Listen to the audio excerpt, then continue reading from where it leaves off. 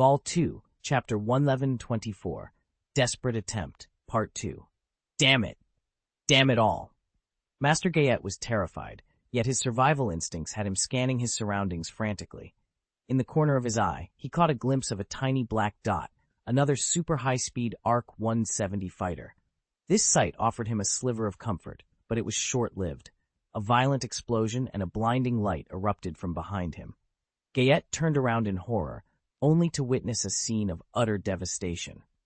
The Rosanna, their flagship and the last of the Commander 2-class dreadnoughts, was being torn apart by continuous explosions. Its shields had been breached. At that moment, the Titan battleship Xuanwu, resembling a predatory snapping turtle, extended its sharp mouthparts from its shell-like structure and launched a concentrated attack on the now vulnerable Rosanna. The Xuanwu's 4 pulsed laser main guns, positioned at its front, targeted the bridge of the Rosanna, unleashing a relentless barrage. After a brief pause, the battleship rotated to bring its rear pulsed laser main guns to bear, continuing the assault. The Rosanna was now ablaze with hundreds of fires, a grim indicator of the air inside feeding the flames, signifying the failure of fireproof and explosion-proof compartments and the paralysis of most internal systems.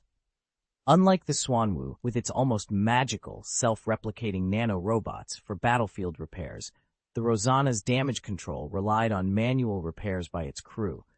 But the extent of the damage was beyond repair, and small engineering ships attempting to launch from nearby hatches were obliterated by the relentless assault of Vulture robot fighters.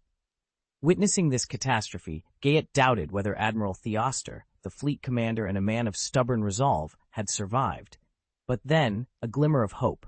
The main guns of the Rosanna fired once more, their turbo lasers striking the Xuanwu and breaching its shields. The roar of another round of interference matrix filled the space. Gayet watched in despair as the blaster cannons on his fighter jet disintegrated and fell off. The outer shell eroded away to reveal the structure beneath.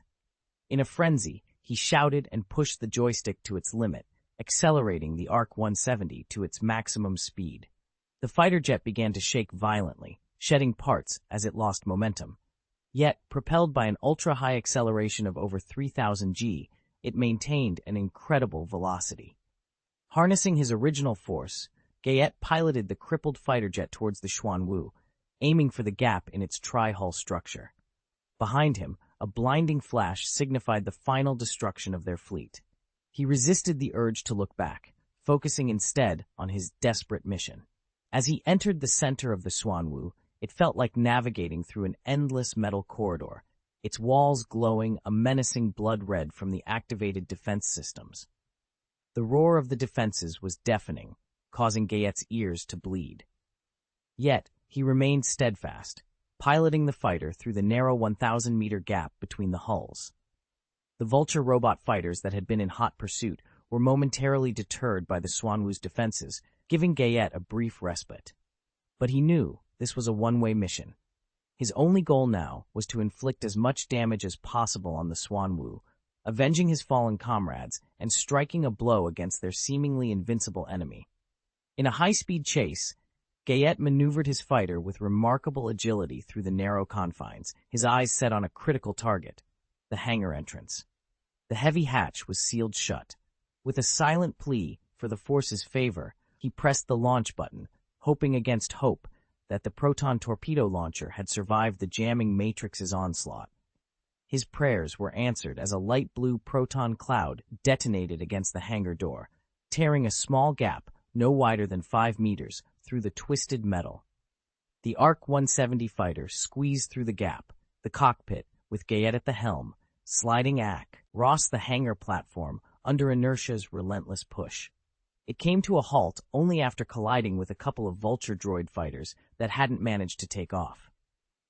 The moment the hatch burst open, Gayet leaped out, lightsaber in hand. More than a dozen B-1 battle droids drawn by the commotion were swiftly bisected by his lightsaber. Ignoring his disheveled appearance, Gayet dodged past the Fourth Civilization Marine Corps soldiers, automated defense turrets, and B-1 combat droids. A destroyer droid, caught off guard and unable to deploy its shield, was effortlessly dismantled. With his lightsaber deflecting incoming fire, Gayet followed the Force's guidance towards the elevator. A green lightsaber flashed, slicing the elevator door open just as the car began its ascent. Gayet launched an electromagnetic grappling hook, securing a hold on the elevator's underside as it continued upward. Sensing a disturbance in the Force, he released the hook and, with a swift motion of his lightsaber, cut through the metal wall beside him, making his way inside. "It's all right, Master Gayet," came an old electronically altered voice. Gayet looked up to see a figure shrouded in the rough brown cloak of a Jedi Knight, a hood obscuring half of his face. Oddly, the figure wore a gray mask depicting a bearded old man. "Are you the commander of this Xuanwu? Who are you, the Fallen?" Gayet demanded, igniting his lightsaber with a roar. He was done cowering before the superweapon. He craved a direct confrontation. His Force presence erupted, a testament to his prowess as a warrior Jedi. The masked figure drew a blue lightsaber, adopting a defensive stance known as Sole Su's hands-on, indicating a readiness for battle. "This is your last chance to survive. Being alive is better than anything," the masked man warned. "I know you. I definitely know you," Gayet exclaimed, recognizing the stance. "Whoever you think I am, he's dead now. Stop this, Gayet. The battle is over. Both Commander 2s have been sunk. It's over," the masked man replied. "You haven't turned to the dark side, so who are you?" Gayet pressed, his voice filled with a mix of anger and confusion. The masked man sighed. "I am a hermit." Taking a deep breath, Gayet posed one final question. "Why did you turn your back on the light if you haven't fallen into darkness?" "I seek the last light in the deepest darkness," the hermit responded, his stance unwavering, ready for the confrontation that was to come. "It appears there was an error in the input provided, as the text you've shared seems to be a reference or a title rather than a portion of a novel or story that needs editing. Could you please provide a specific excerpt or chapter from the novel that you would like to have enhanced? This will allow me to assist you more effectively by applying the requested improvements to the text." Vol 2, Chapter 15, Desperate Attempt, Part 2. The lightsaber danced rapidly in the air as the hermit and Gayet clashed in combat. Gayet, with his muscular physique, opted for the aggressive fourth-style sword technique, Ataru, launching a berserker-like assault. It was clear to Gayet, even before he boarded the Xuanwu, that the Republic's fleet was doomed. The loss of the two Commander 2-class dreadnoughts, not to mention the ensuing command chaos and plummeting morale from the flagship's destruction, left the Republic fleet without the crucial firepower of these super battleships. Against the Fourth Civilization fleet supported by the Xuanwu, they stood no chance. But what now? With the fleet decimated, Gayet felt a surge of anger and resentment that demanded release. "Rebel, unforgivable," he bellowed, his green lightsaber whirling like a windmill, each strike fueled by his rage as he unleashed a relentless barrage of attacks on the hermit. Yet the hermit stood firm, weathering the storm. His blue lightsaber moved with deceptive speed, parrying each of Gayet's furious blows with precision. The duel raged on for over 10 minutes, neither combatant gaining the upper hand. Breathing heavily, Gayet glared at the hermit with venom. "I know who you are. You are," he began, but the hermit cut him off. "It doesn't matter what I was once called. Those days are behind me. I've chosen the path of the hermit," he said calmly, refusing to be drawn into a war of words. "I don't wish to explain myself, but I do hope you live to see the day." Blinded by anger, Gayet ignored the hermit's words, charging forward with a renewed fury. Yet his attacks still could not penetrate the hermit's defenses, his swordplay a net that caught and neutralized every assault. "Isn't it over yet?" A new voice suddenly interrupted, causing Gayet to falter in shock. He hadn't even sensed her approach, a testament to her superior power. Stepping back from the fray, Gayet watched as the hermit made no move to follow. "If you're waiting for your companion, she won't be coming. You're fortunate to have made it aboard this battleship by the grace of the Force." "But Master Dover wasn't so lucky. I shot down her fighter myself," the female voice continued, her tone cold. "I had intended to present her head to you, but it seems the explosion scattered her remains." Gayet turned, his eyes widening in disbelief. "You, Master Adigalia, you've turned to the dark side." The realization that a member of the Jedi Order's Supreme Council of 12 had fallen was a devastating blow. He heard the hermit sigh, but paid it no mind, his focus on Adigalia's golden eyes and the blood-red lightsaber in her grip. "Why? Why have you embraced the darkness?" he demanded. Adigalia's eyes sparkled with a hint of sarcasm. "Isn't it the better choice?" she retorted. "Then today, I will fulfill my duty to the Jedi Order," Gayet declared, assuming a battle stance once more. "Master Gayet, stop! There's no way out for you here, but if you live, there are still possibilities," the hermit urged. "No, my fate is to die here today, but not before making you traitors pay," Gayet roared, his resolve unshaken. Adigalia's expression turned icy, her lightsaber ready. "Then, I won't let anyone stand in my way, not even you. Prepare to meet your end." With her fall to the dark side, Adigalia's combat style had become more ruthless, unburdened by her past connections. Gayet charged, his lightsaber clashing with Adigalia's in a final, desperate confrontation. Suddenly, a figure flickered into view, effectively intercepting Adigalia. With a cold tone, the newcomer declared, "Master Gayet is my adversary, not yours." Adigalia responded with a sneer and sheathed her lightsaber. In the next moment, the hermit's blue lightsaber clashed against Gayet's with renewed vigor. However, this confrontation marked a significant downturn in Master Gayet's spirits. Overwhelmed by the destruction of the fleet, the loss of Master Dover, and the corruption within the committee, his mind was in turmoil. His attacks, once precise and deadly, now became erratic and ineffective against the hermit's disciplined defense. Gradually, he found himself being methodically overpowered. "I'm sorry, Master Gayet, but for you, this is the end," the hermit declared, his swordplay shifting dramatically to the aggressive Ataru style. Caught off guard, Master Gayet failed to defend against a swift thrust to his face. The blue lightsaber pierced through, leaving a ghastly scent of burnt flesh in the air. Master Gayet's head was reduced to charred remains, and his body collapsed to the ground with a heavy thud. Adigalia, observing the scene, remarked coldly, "Your final strike was executed with remarkable precision." Master Gayet was completely unprepared for a direct attack to his face, having anticipated a strike to his wrist. It's clear he expected to deflect your lightsaber with the Force and counterattack. However, you opted for a more challenging target. Had his defenses not been compromised, I would have countered such a move with a fatal blow to your heart. Your choice was deliberate, wasn't it? "I granted him a swift end," the hermit replied solemnly. "Do you fear the Angel of Death might revive him?" Adigalia probed further. The hermit's silence spoke volumes. Adigalia continued, "Such concerns are trivial. If you knew the Angel of Death better, you'd realize he pays no mind to these details. Whether your actions are commendable or deplorable makes no difference to him. The fate of a few Jedi Knights hardly captures his interest." The hermit remained silent, absorbing her words.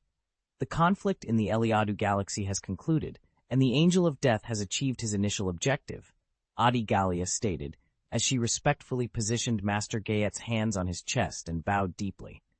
"Even in darkness, you show such compassion?" the hermit scoffed. "You mistake my actions for an apology, or perhaps it is one in a way. I'm expressing regret for the many Jedi who will fall in the days to come," Adigalia explained, her voice tinged with sorrow. Vol 2, Chapter 1126, Aftermath of the Battle, Part 1. The wisdom imparted by the hermit to Gayet held true. Following the destruction of the second Commander II-class dreadnought, the Rossana, which served as the flagship, the Galactic Republic's fleet faced utter annihilation. Admiral Theost, the fleet commander, perished with the Rossana. His chances of escape were nil, as the ship's defenses failed and its systems were rendered inoperative after the shield was breached. Yet, in a final act of defiance, the Rossana's main cannon fired one last time. Its shot pierced the shield of the Xuanwu, granting Master Gayet a fleeting opportunity to infiltrate the Xuanwu's interior. The identities of those who authorized, executed, and carried out this last act of resistance were lost in the subsequent explosion that consumed the Rossana. Master Gayet's attempt to damage the Xuanwu ultimately failed. Nonetheless, history tends to celebrate those who accomplish monumental feats.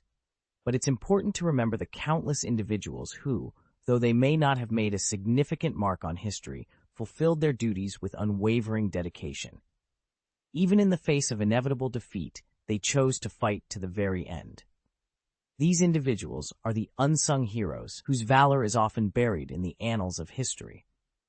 The Galactic Republic's counteroffensive in the Eliadu galaxy was formidable, comprising nearly 100 Chaser-class battlecruisers, over 200 smaller vessels of various types, and 2 Commander 2-class super battleships, totaling a force of 1.13 million. Confronted with the Ankron-class Titan battleship Xuanwu, which boasted a significant technological advantage, they resolved to fight to their last breath. Their final thoughts were of defiance, hoping to inflict even a minor wound on the Xuanwu. Despite the valiant efforts of the Republic's fleet, the outcome was disheartening. The Xuanwu emerged unscathed, requiring only 17 hours of maintenance before docking at a spaceport near the Eliadu satellite for repairs and resupply. 3 days later, it was fully operational once again. However, the Galactic Republic Navy, under Admiral Theost, demonstrated unparalleled valor. This battle significantly boosted the morale of the Galactic Republic. Ling Liang, the newly appointed governor of the Sisvenistar region of the Fourth Civilization, decided against a counterattack, opting instead to fortify the front lines in the Eliadu galaxy. The sacrifice of over 1 million lives provided the Galactic Republic with invaluable combat data on the Xuanwu. This data was transmitted in real time to the Supreme Strategic Command, where major corporations and research departments were mobilized to analyze it. The Xuanwu, having replaced the Fang and the Plague as the Republic's foremost concern, necessitated the development of a countermeasure. The analysis covered the Xuanwu's capabilities extensively, including the functions, effects, ranges, and recharge times of its major systems, as well as engine output, main cannon power, missile types, and more. Among those involved in the analysis was the Quat Power Dock, represented by Lila Blissex, the chief warship designer, and her team. After 3 days of intensive study, they emerged with findings that caught the attention of Schiff Palpatine, the president of the Galactic Council. Palpatine, with a stern demeanor, inquired whether the Quat Japanese Eclipse class could ensure victory over the Xuanwu Titan battleship. The response was confident, affirming the potential for success. This marked the beginning of a new chapter in the Galactic Republic's strategy, as they sought to turn the tide against the formidable Xuanwu. The capabilities of the Xuanwu are truly remarkable. We will implement some specific adjustments to the Eclipse class, but the outcome will remain unchanged. The introduction of the Eclipse class will decisively outmatch the Xuanwu. Rest assured. Leela Blissex responded with conviction. On the journey back to planet Quat, Little Quat, who had been silent throughout the trip, suddenly spoke up. The Eclipse class can't really defeat the Xuanwu, can it? Lila Blissex furrowed her brow and regarded the young man, who was a few years her junior. Despite his focus on appearances, he had a knack for cutting to the heart of matters at crucial times. After a moment of contemplation, she decided not to conceal the truth and explained. To be precise, the Eclipse class can indeed defeat the Xuanwu. By integrating the major systems of the Xuanwu into our simulations, the main cannon of the Eclipse class can deliver a fatal blow to the Xuanwu. However, our concerns should lie elsewhere. Is it a matter of technological disparity? Little Quat asked, a slight smile playing at the corner of his mouth. Exactly.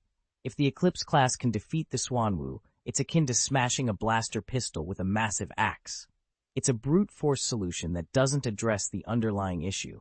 When the blaster pistol evolves into a blaster rifle, even if it's of the same scale, it will still be outclassed by the Eclipse class. Leela Blissex elaborated. So do you have a strategy to counter this? Our esteemed chief engineer, Little Quad, inquired. We shouldn't focus solely on 1 or 2 super warships. Our considerations should encompass the operations of an entire fleet. Viewing it from this angle, we might uncover more effective methods, Lila Blissex concluded, then fell silent, her attention returning to the datapad in her hands. Lord Governor, the Galactic Republic has fully withdrawn its forces from the Eliadu galaxy and has started deploying hyperspace blockers in the neighboring galaxies, signaling their intent to temporarily cease interference in the Eliadu galaxy. The system reconstruction is now complete and has been implemented, Ling Liang reported to Tang Xiao through a holographic projection. I recall you mentioned a counterattack plan previously? Tang Xiao inquired. After thorough consideration, I believe now is not the opportune moment for a counterattack. Observing the operational patterns of the Galactic Republic's fleet, their aggressive intentions are evident, and it's only a matter of time before they launch another assault. At this juncture, the Xuanwu should avoid unnecessary risks, Ling Liang advised. Then, I concur with your assessment. For now, let's focus on securing the Eliadu Galaxy, Tang Xiao stated, concluding the communication. He set aside the communicator, then turned his gaze to Celeste Morn, who was sprawled on the table beside him, her form bare. He asked indifferently, "How do you feel?" Carnes Moore's consciousness is exceedingly frail, often unable to recall even his own name, Celeste Morn responded, her tone detached as if the revealing display of her body was of no consequence to her. Then, let's proceed. I must admit, Carnes Moore has indeed unveiled a new realm of darkness to me, Darth Marthale remarked darkly, then extended his hand, plunging it into Moore's abdomen. He could feel Carnes Moore's soul writhing and screaming in resistance. Yet, after a period of absorption, Carnes Moore was ultimately powerless against Darth Marthale's dominion over death. Everything about him was destined to be claimed by Darth Marthale. However, in that final moment, Darth Marthale's vision abruptly darkened, and he lost consciousness. Vol 2, Chapter 1127, Artifact of Darkness. Did you really think it was over? The phantom of the ancient Sith Lord Carnes Moore loomed in the endless darkness, his voice echoing with a sinister tone. I am immortal. I will never die. In that moment of eerie proclamation, Darth Marthale abruptly opened his eyes to find himself staring at a stark snow-white ceiling, and alarmingly, a sharp scalpel hovered dangerously close to his neck. Give me one good reason not to kill you right now. Celeste Morn's voice was fierce, her usually heroic face twisted with anger and hatred as she brandished the scalpel at Darth Marthale. Glancing around, Darth Marthale noticed the remnants of several B-2 super battle robots scattered on the ground. Their wreckage told a tale of violent destruction, each robot seemingly crushed at its electronic core. It appeared that a significant battle had taken place during his unconscious state. Ignoring the immediate threat of the scalpel, Darth Marthale sat up, took a deep breath, and calmly stated, I've already stopped any more reinforcements from arriving. If you have any intentions, now's the time. However, I still have. Before he could finish, Lucian Dre's voice cut through his thoughts. The dark energy of Carnes Moore is corrupting your body. That's the urgent issue you need to address. I'm aware, Darth Marthale responded, his tone light yet carrying an undercurrent of seriousness. You are a Sith Lord. There's no need for any other reason to kill you. Celeste Morn retorted sharply, her disdain evident. You seem to be in high spirits. Well, I've absorbed Carnes Moore's spirit. He won't be troubling you any longer. Now, hand over the amulet and you can leave, Darth Marthale demanded, extending his hand towards her. In your dreams, worry about saving your own life first. Celeste Morn roared, lunging at Darth Marthale with fierce determination. However, in the next instant, a terrifying energy shockwave erupted, filling the secret room with its ferocious power. The blast shattered nearly all the equipment and sent a chorus of soul-piercing screams echoing through the space. Celeste Morn was thrown against the wall as if struck by a train, coughing up blood before collapsing to the ground, unable to rise. You should be grateful those robots intervened when they did. Otherwise, your fate would have been far worse than a mere 4,000 years of imprisonment, Darth Marthale remarked coldly. You have no idea what would have happened had you succeeded with that knife. He approached her, his steps unsteady, and reached for the amulet around her neck. To his surprise, the amulet resisted, its metal tentacles clinging tightly to Celeste Morn. It was clear that removing the amulet would be no simple task. Don't even think about taking this amulet, you despicable creature. Celeste Morn spat out, summoning a powerful force shock and launching a lightning bolt at Darth Marthale. Darth Marthale countered with a lightning bolt of his own, and when the two collided, a violent explosion ensued, forcing them apart. You can forget about it unless you're prepared to kill her. That amulet won't come off easily, Lucian Dre interjected. Carnes Moore isn't completely vanquished. Besides, Celeste Morn still has value to you. I've destroyed Carnes Moore. His power, his knowledge, his memories, they're all mine now, Darth Malthael declared, his eyes glowing with a golden light, his voice tinged with madness. Considering your current state, can you truly claim that? Lucian Dre countered skeptically. Frustrated, Darth Malthael punched the wall, leaving a dent in the metal. Of course I know, he exclaimed, a strange gleam in Lucian Dre's eyes suggesting there was more to the situation than met the eye. Darth Malthael, his patience fraying, forcefully dispersed Lucian Dre's spirit with a surge of necrotic energy, compelling it to retreat back into the confines of Little Kleish's gauntlet. Weary, he staggered across the secret chamber, fumbling for the switch that would reveal he exit. Before departing, he cast a twisted glance over his shoulder at Celeste Morn, his voice a low growl of warning. Stay here. Don't cause any trouble for me. If you can't manage that, return to the stasis chamber on your own. With those final words, he retrieved an object from a shadowed alcove and made his way hastily to the private elevator, descending towards his personal hangar. During the descent, Darth Malthael contacted Helmut Zemo, instructing him to oversee his affairs during his absence, emphasizing the need for a T-850 robot modeled after Tang Xiao to stand in for him at the upcoming victory celebration. The elevator doors slid open, revealing his spacecraft, a modified Golden Regal-class frigate, awaiting on the launch pad.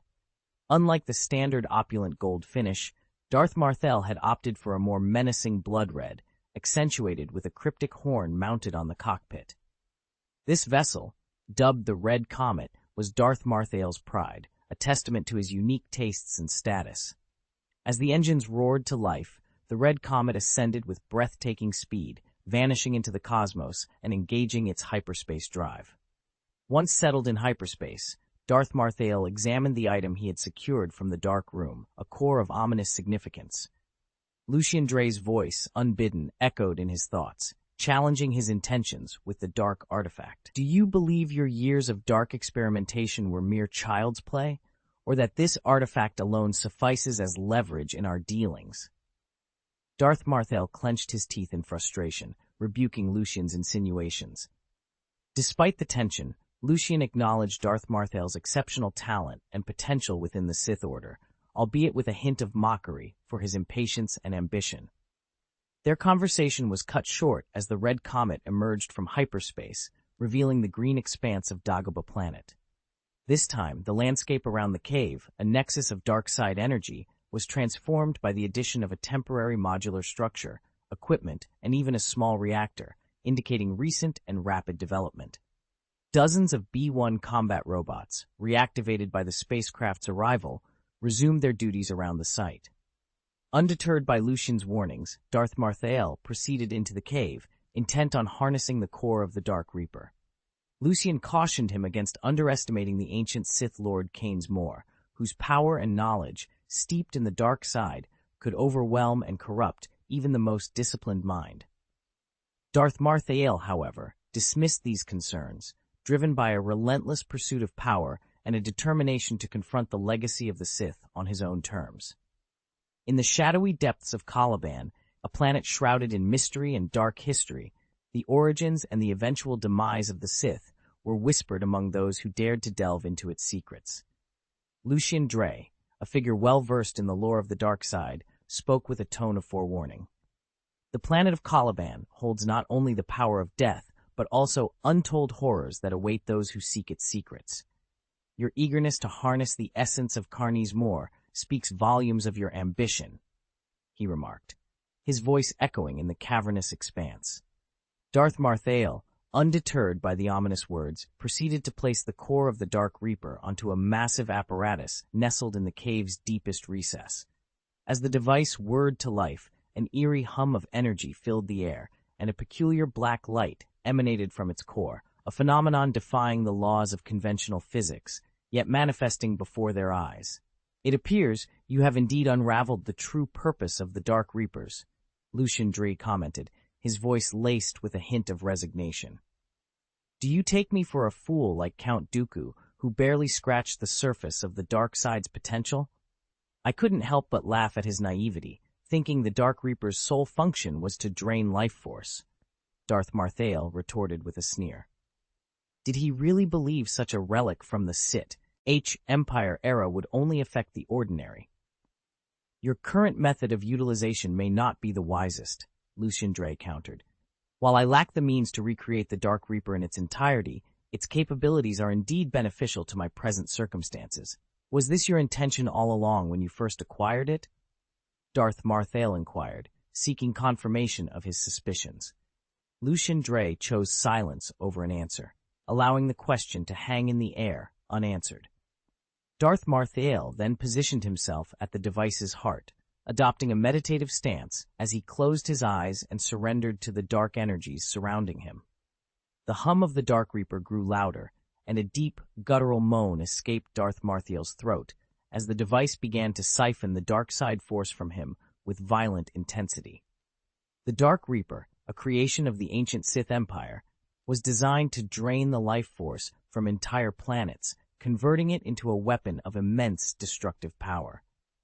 Count Dooku had once reassembled this ancient artifact, aiming to deliver a crippling blow to the Galactic Republic. However, his plans were foiled by Anakin Skywalker, leading to Darth Marthale's intervention at the critical moment to seize the Dark Reaper's core. Lucian Dre, having encountered the Dark Reaper before his demise, was intimately familiar with its capabilities. He had orchestrated for Darth Marthale to obtain the core, harboring his own ulterior motives. It seemed Lucian Dre intended for the Dark Reaper to extract the dark side force from Darth Marthale himself. After studying the teachings of Sith Lords, Darth Plagueis and Darth Tenebris, and uncovering forbidden knowledge within the Jedi Covenant Temple on the satellite Dre 2, Darth Marthale gained a profound understanding of these dark arts. The absorption of Carnes Moore's essence, a Sith Lord of unparalleled power and one of the original 7 Sith Lords, further augmented his power. Carnes Moore had mastered the art of merging his force with his soul, surviving for millennia through his amulet and demonstrating the boundless potential of the dark side.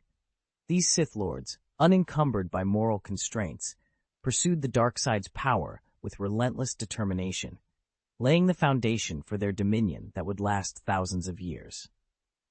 Darth Marthale, now armed with a fragment of the Dark Reaper's original might and the dark knowledge of Carnes Moore, posed a threat that could prompt the highest echelons of the Jedi Order to mobilize against him. Yet, Darth Marthale did not merely seek to harness Carnes Moore's dark side. He aimed to embody it, to forge a legacy that would eclipse those who came before him.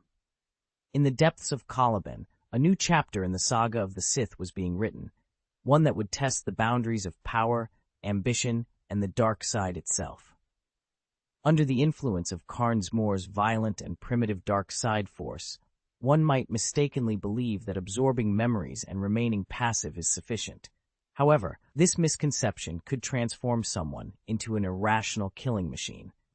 Darth Marthale, caught in this predicament, found himself wielding the Dark Reaper as a double-edged sword.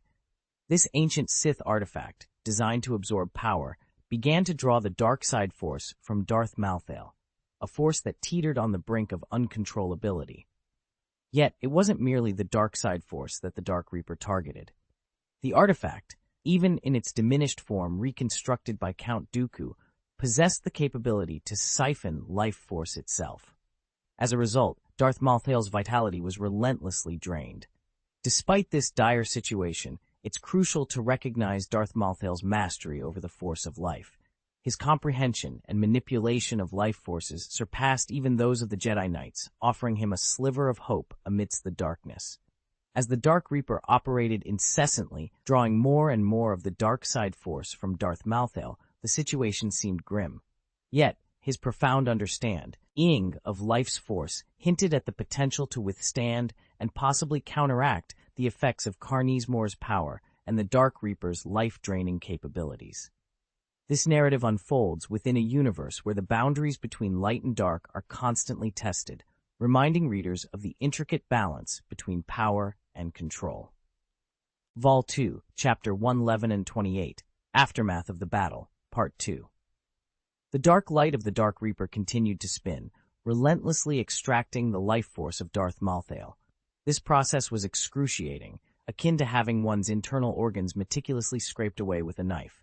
Throughout this ordeal, Darth Marthale was forced to remain conscious, using his life force to heal himself continuously, replenishing the very essence the Dark Reaper drained from him. In a cave on Dagobah, saturated with the dark side's energy, the Dark Reaper had absorbed an immense amount of dark force, transforming the cave into an increasingly ominous domain. Darth Malthael refused to be overwhelmed by the pain. Instead, he transformed every ounce of agony into a more potent force within him. Although the original force within him was dwindling, the darkness within him intensified, to the point where he became the embodiment of darkness itself. Carnsmore's soul, though no longer in a state that could be recognized as such, still roared and cursed in the void. His will echoed endlessly, even though his knowledge and memories had already merged with Darth Malthael. Carnsmore had been a formidable practitioner of the dark side, wielding spells to unleash dark powers akin to magic. His most malevolent spell was a curse upon life and light itself. Moreover, Carnsmore was a master of Sith alchemy, having created numerous dark viruses and terrifying alchemical creatures throughout his lifetime, even forming a formidable army through Sith alchemy. Despite his efforts, his army was ultimately defeated by the Jedi Order, and he was exiled to the planet Korriban. There, along with other exiles, he helped establish the Sith Empire. In his quest for immortality, Carnsmore delved into the essence of life itself, but his research was lost when he was sealed into Mor's amulet. Now, Darth Malthael had acquired this dark, forbidden knowledge, previously unknown even to the Jedi Order. The price he paid for this knowledge was steep.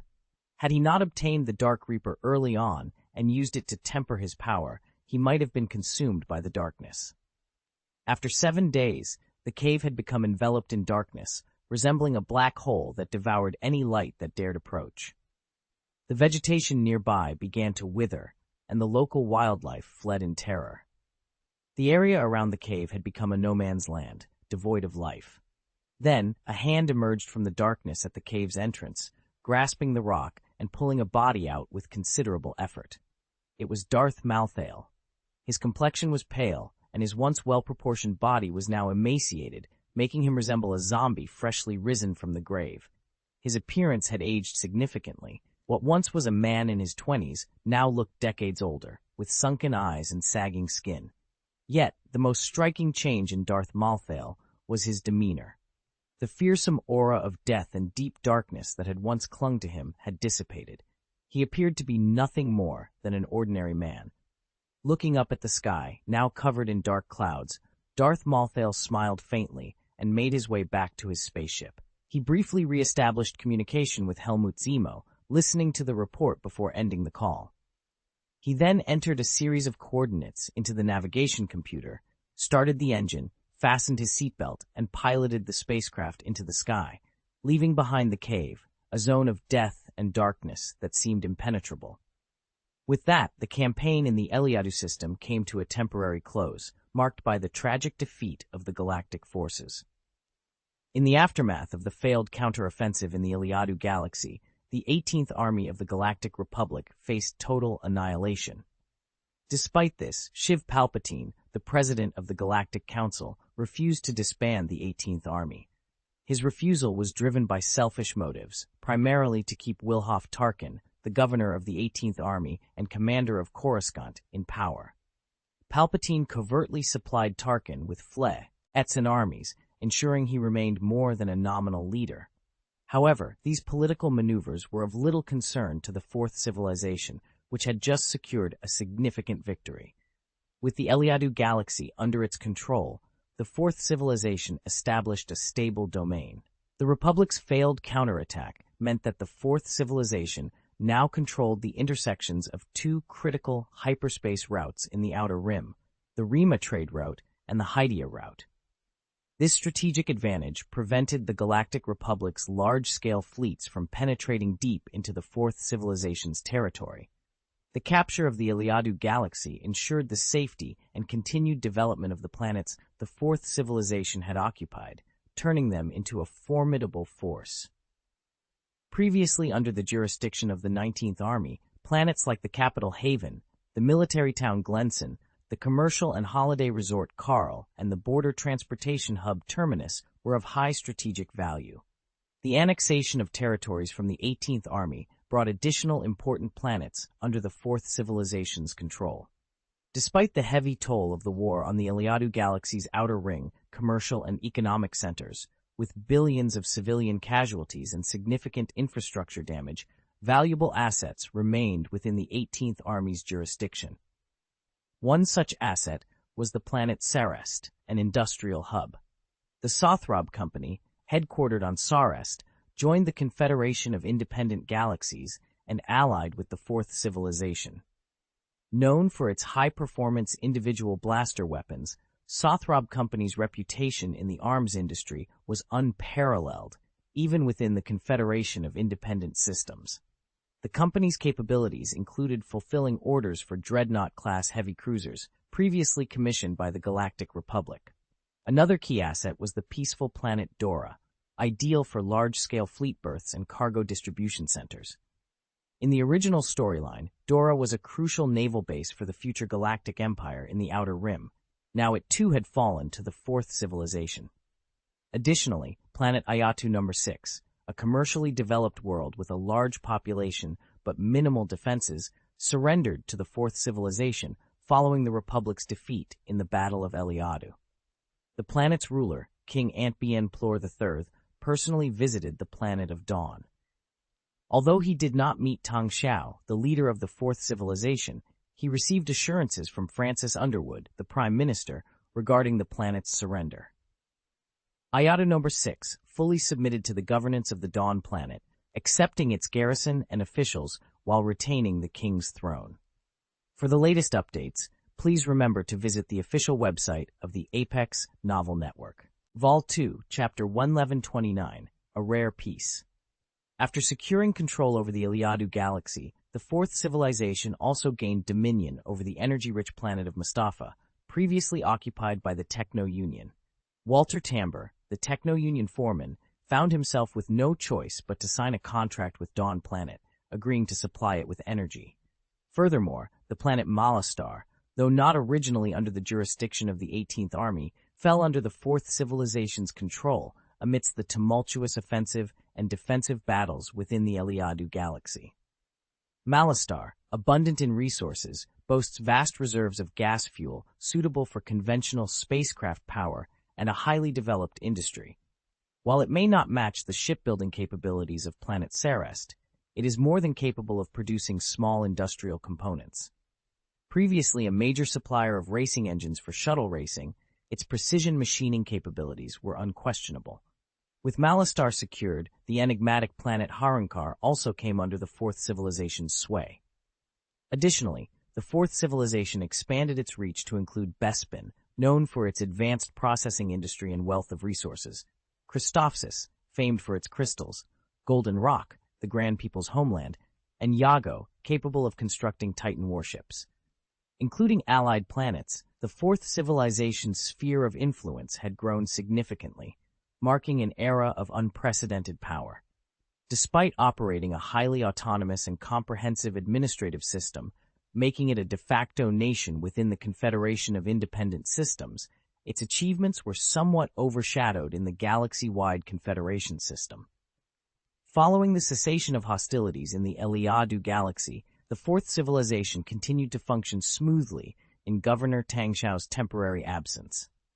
Seizing this period of rare tranquility, various departments within the Fourth Civilization began implementing their plans. The Fourth Civilization Army embarked on a new phase of equipment upgrades, including new combat uniforms, individual weapons, and several new models of intra-atmospheric combat aircraft. A key addition to their arsenal was the Scorpion tank, with the first batch of 100 tanks joining the ranks to form a comprehensive armored group alongside the Wolf Mecha and Giant Mecha. Concurrently, a new conscription and training program was underway, preparing a fresh batch of 1 million soldiers. The Navy remained a focal point of development efforts. Following the Solarians' significant progress in analyzing the Amarr Empire's ship technology from Eve, the Fourth Civilization began integrating these advancements with Solarian technology. This collaboration aimed to incorporate the production line of the Doomsday battlecruiser, already under Solarian construction, into the Fourth Civilization's shipbuilding efforts, thereby facilitating mass production of this new battleship class. Meanwhile, production of the existing Coal-class battlecruisers was scaled back in preparation for modernization. The upgrade plan for the Coal class, derived from the original sin of the Sun Empire technology tree, included a more efficient close-range fire cannon system and a new adaptive shield system. These upgrades, requiring minimal energy and cost, were designed to enhance the Coal-class battlecruiser's performance, especially against the formidable Chaser-class battlecruisers, offering a cost-effective alternative to developing and constructing new warship models. The construction of new warships has continued unabated, with the primary focus being on the Hell's Angel-class and Disaster-class battlecruisers. The Hell's Angel-class battlecruiser has already commenced sea trials and is anticipated to enter production within the next 6 months. The Disaster-class battlecruiser, on the other hand, is undergoing tests for a groundbreaking system, the Particle Light Spear, which represents the pinnacle of the Fourth Civilization's scientific achievements. After thorough research and analysis, Solarian scientists have concluded that the Disaster-class battlecruiser's energy system design makes it the most suitable vessel for equipping with particle lances. While there are other designs, they are either too advanced or complex to be feasible with current technology. The Behemoth-class battlecruiser serves as the flagship product of the Fourth Group. It will not be officially incorporated into the naval fleet of the Fourth Civilization, but will maintain logistical support compatible with the Behemoth class, allowing for potential fleet integration. This move signifies the Fourth Group's gradual shift towards autonomy from the Fourth Civilization's state system. Previously, as a state-owned entity, the Fourth Group operated under a planned economy, executing directives from the Fourth Civilization's regime.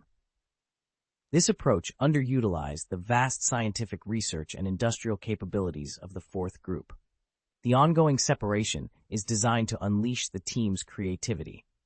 From a clandestine perspective, Tang Xiao is subtly transforming the Fourth Group into his private enterprise.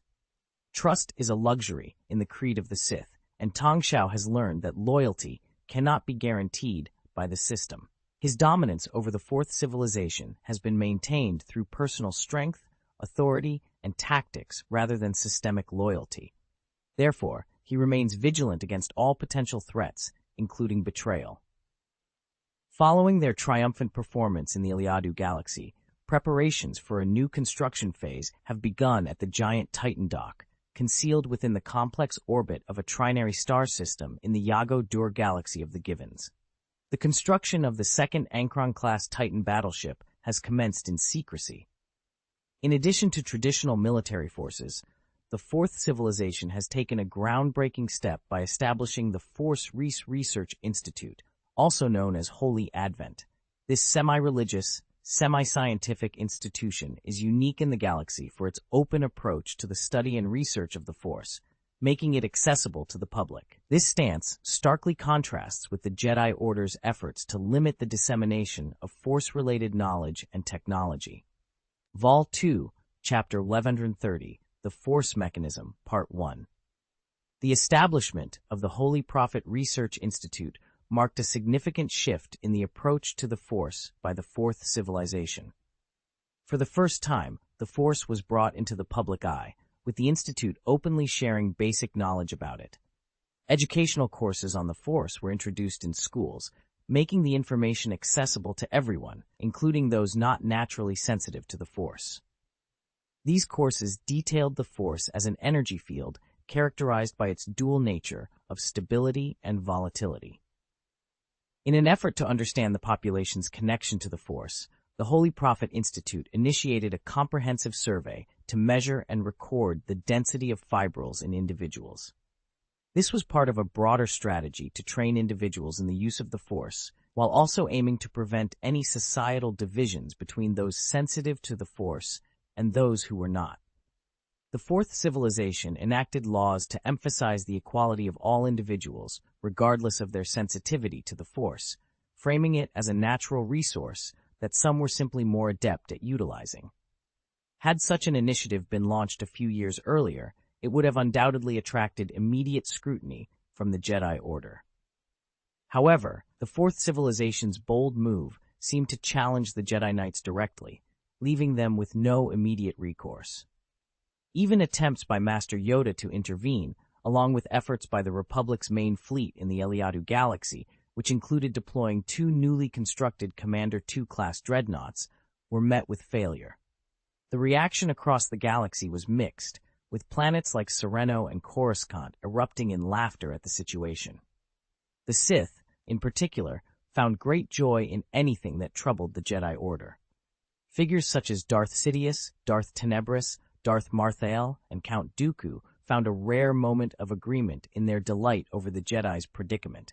However, this unity was short-lived, as they quickly returned to their individual schemes and machinations. Following the creation of the Holy Prophet Institute, 2 mysterious organizations emerged: the Ghost Academy and the Holy Adventist Church. The Ghost Academy, led by Gabriel Tosh, focused on individuals with latent force abilities. These individuals, typically with a fibril density below 4,000, were unable to actively connect with the Force through conventional training. The Academy employed unique methods, including the use of specific drugs, to awaken these latent abilities. In the Starcraft universe, Terrazine was used for this purpose, but in the Star Wars galaxy, Tosh discovered a substitute in the form of aura, a potent and highly sought-after spice. Spices in the Star Wars universe often served as narcotics, with a wide variety of effects due to the galaxy's diverse planets and environments. The Fourth Civilization controlled several unique spices, including Rachna Blue from the planets Kuna's Tooth and Dawn in the Model Sector, Death Rod from Tatooine, Diesel Bark from Harankar, and the Amura Exciter from the planet Keshel. Among these, Rachna Blue was known for its ability to induce hours of anesthesia and stimulation from a minimal amount. In the vast expanse of the galaxy, the trade of spices has become a lucrative yet perilous venture. Among the myriad of fragrances, one stands out for its affordability and widespread popularity. However, this particular scent carries a dangerous side effect: the potential to erase the user's memory. Known as the Death Rod, this substance is infamously utilized by the terrorist organization Bando Gosa to create mindless followers, its effects as alarming as they are detrimental. Contrastingly, Diesel Bark emerges as a spice of unparalleled quality, devoid of adverse effects. Its rarity and exorbitant cost make it a coveted luxury among the nobility residing within the inner circles of society. Yet, even Diesel Bark pales in comparison to the allure of aura activation, the most potent and hallucinogenic spice known throughout the galaxy. Extracted through a specialized process from the silk of a unique spider inhabiting the underground mines of planet Keshel, aura activation is both exceedingly rare and exorbitantly priced. Its users claim that a mere 0.1 micrograms can transport one to a paradisiacal state for a lifetime. The planet Keshel, once ravaged by Darth Malthael's massacre, now falls under the dominion of the Fourth Civilization. It is here, within the Secret Intelligence Department, that Ni Yongxiao's gang finds its stronghold. Despite the official prohibition against the trade of spices by the Fourth Civilization, Ni Yongxiao's gang thrives, controlling the production and smuggling of these 4 coveted spices. Their operations have not only stabilized their position in Nasada, amidst the conflict between 2 Hutt families, but have also expanded their influence across the galaxy.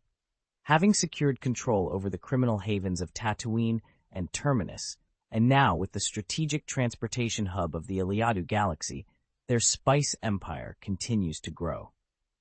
Their influence has reached such heights that even the Hutts, notorious for their own power and influence, regard Ni Yongxiao with a degree of respect.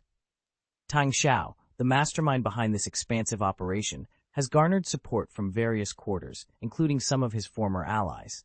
Notably, Dryden Voss, the leader of Scarlet Dawn, and Mrs. Bixie, the head of White Worm, have joined forces with him. Dryden Voss, in particular, shares a close bond with Tang Xiao, strengthened by Voss's support for Count Dooku's separatist movement. This relationship has evolved to the point where Voss, once considered a senior figure, now defers to Tang Xiao as a brother. Further enhancing their operations, the Umbrella Pharmaceutical Group has established a secret department dedicated to the research and development of spices. This initiative has led to the creation of more refined products, including a variant of aura activation infused with hormones. This new concoction plunges users into a vividly real, yet illusory realm from which they find it impossible to escape. As the spice trade continues to flourish under the shadowy auspices of Tang Xiao's gang and their allies, the galaxy watches, entangled in the complex web of desire, power, and the relentless pursuit of the ultimate high. Vol 2 Chapter 11131, The Force Mechanism, Part 2. The Force Agency. The matter of spices is a complex one. In essence, the Ghost Academy's unique position stems from its control over the production of aura-activating substances. These spices are used to stimulate the awakening of students' innate powers.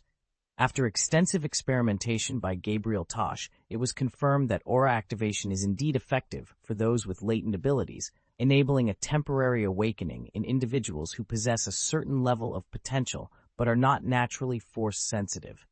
However, the effects of aura activation fall significantly short of those achieved with Terrazine. For the time being, it serves as a provisional solution.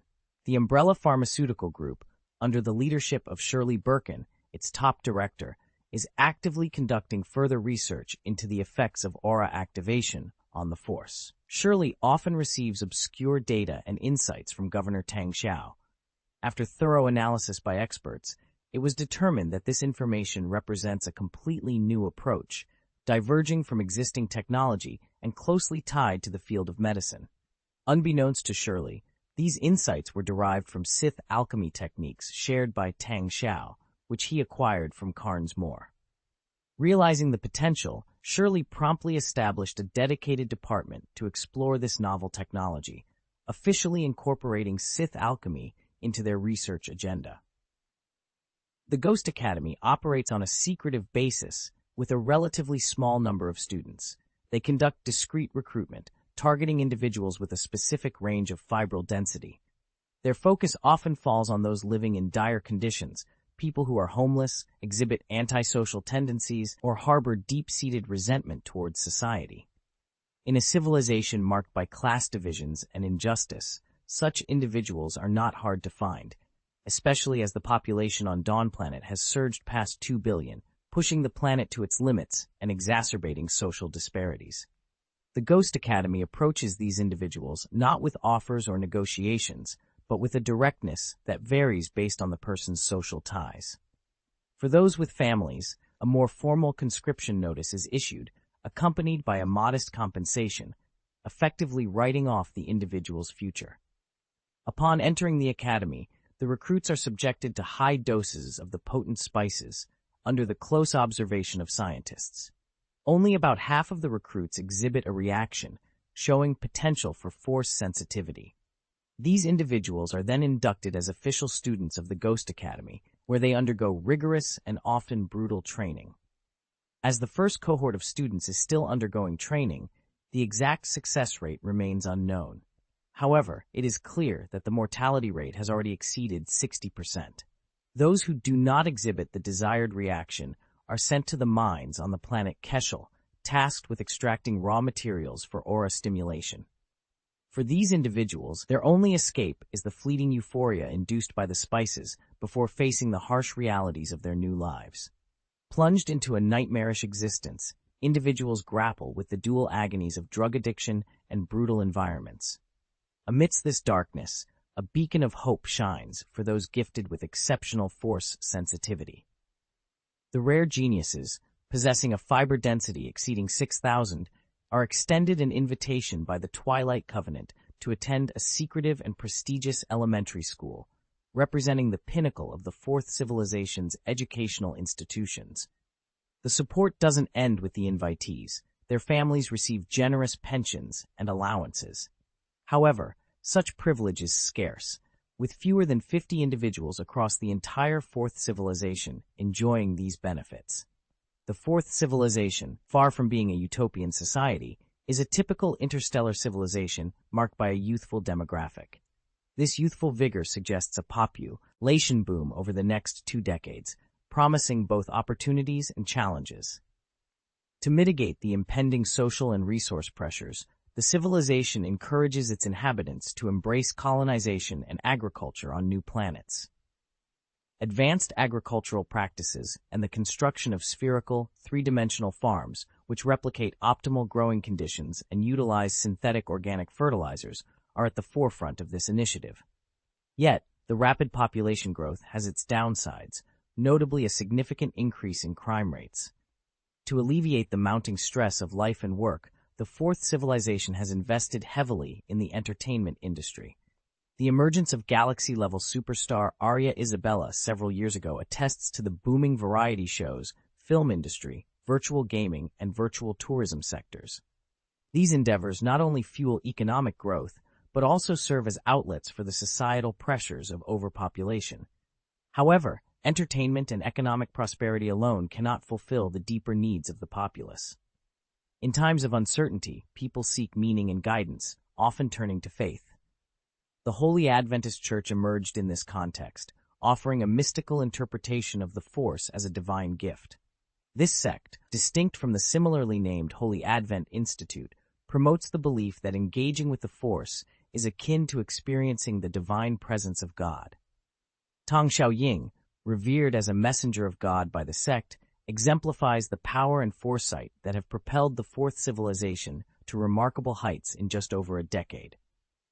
Despite the public's unawareness, secret documents held by the sect reveal Tang Xiao's significant influence on critical decisions and events, underscoring his role as a miraculous figure and a Holy Spirit in the eyes of his followers. Vol 2, Chapter 1132, Other Battlefields. Compared to the diminishing prospects of the Fourth Civilization, the rest of the galaxy remained engulfed in the flames of war. On September 24, 21 BBY, the main fleet of the Galactic Republic initiated a counter-offensive operation. Following their decisive victory at the Battle of Daron, where they annihilated half of the Confederation of Independent Systems' living fleet, they quickly assembled a formidable force for a retaliatory strike. At this juncture, the Confederation of Independent Systems had virtually no fleet capable of halting the Republic Army's advance. The day the counterattack commenced, the Galactic Republic fleet undertook a landing operation on the planet Mingban, marking the onset of the second battle for the planet Mingsaka. For this operation, the Galactic Republic deployed an impressive force of 300,000 troops, of which 280,000 were conscripted natural person soldiers. To transport such a vast army, the Republic mobilized every available military transport ship, including consulate-class cruisers and AA-9 transport ships. Essentially, any vessel capable of carrying personnel was pressed into service. The Confederation of Independent Systems had stationed hundreds of thousands of droids across several strategic locations on the planet.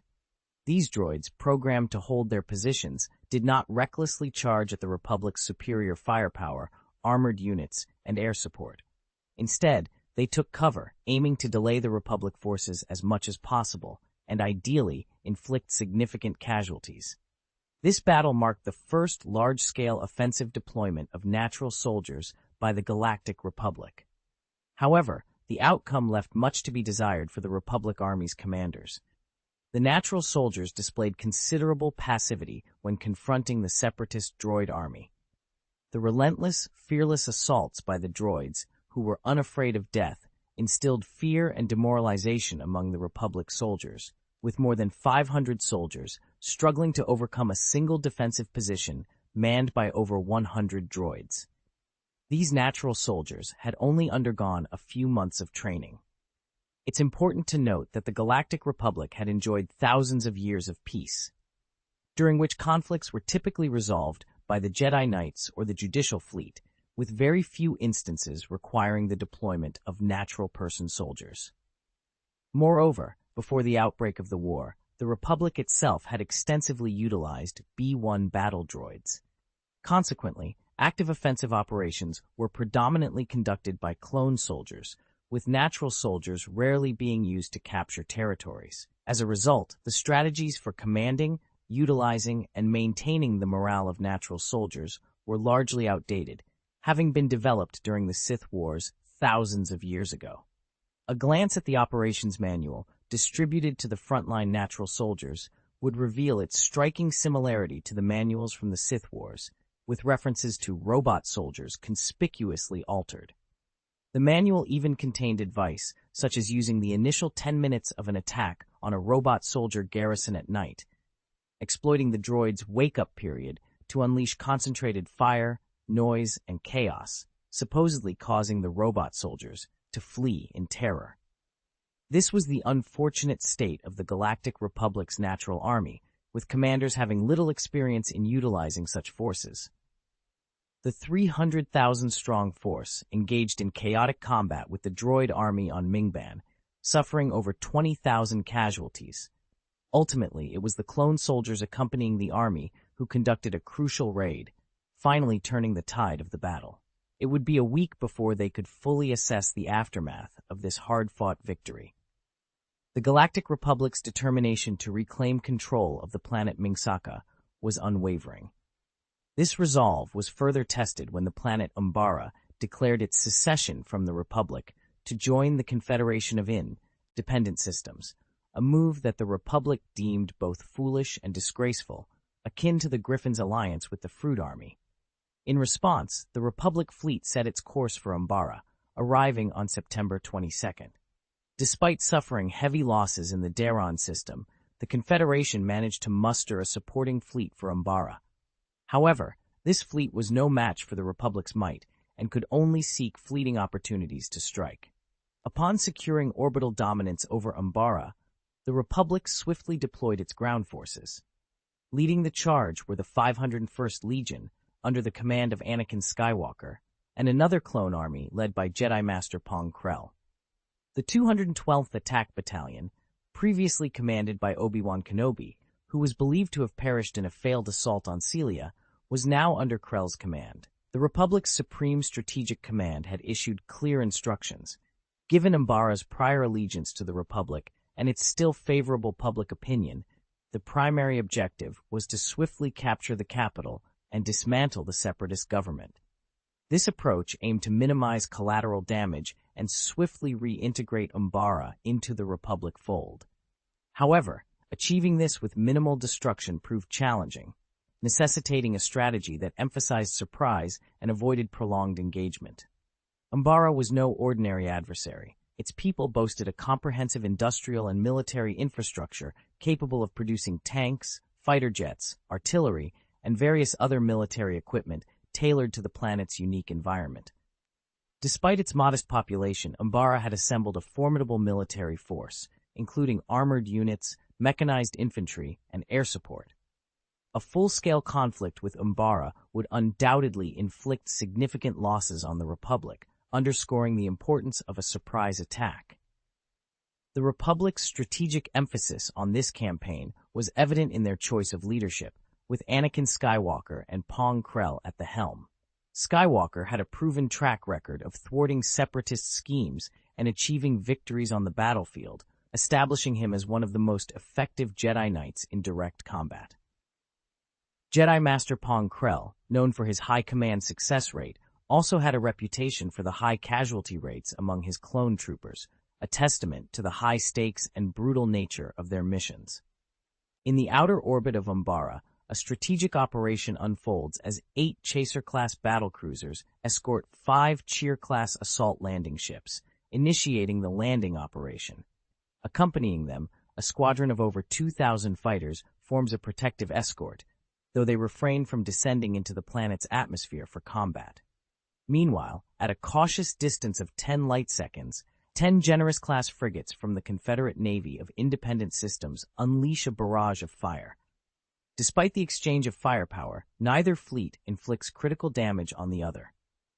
The standoff highlights the limitations of the Generous-class frigates, which, despite their powerful main guns, struggle to gain the upper hand against the Chaser-class ships. This inefficiency foreshadows their eventual obsolescence in the original storyline, as where their continued use by the last independent Galaxy Confederation contributes to their downfall. The Galactic Republic's focus, however, lies with the ground forces preparing to land on Umbara, a task fraught with peril. Umbara, shrouded in perpetual darkness, earns its moniker as the Shadow World. Situated in the Ghost Sector, a fan-shaped nebula orbits a giant star, positioned precisely between Umbara and its neighboring star, Atoa, effectively blocking all stellar light. Under normal circumstances, such a blockade would render Umbara and Atoa frozen wastelands. Yet the universe works in mysterious ways.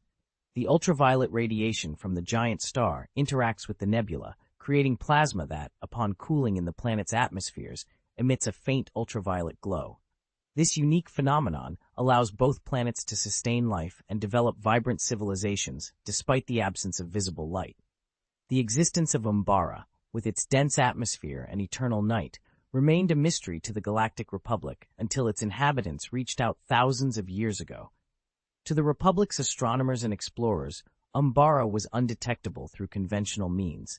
Its presence inferred only through gravitational wave analysis, which led many to speculate about black holes or large comets instead.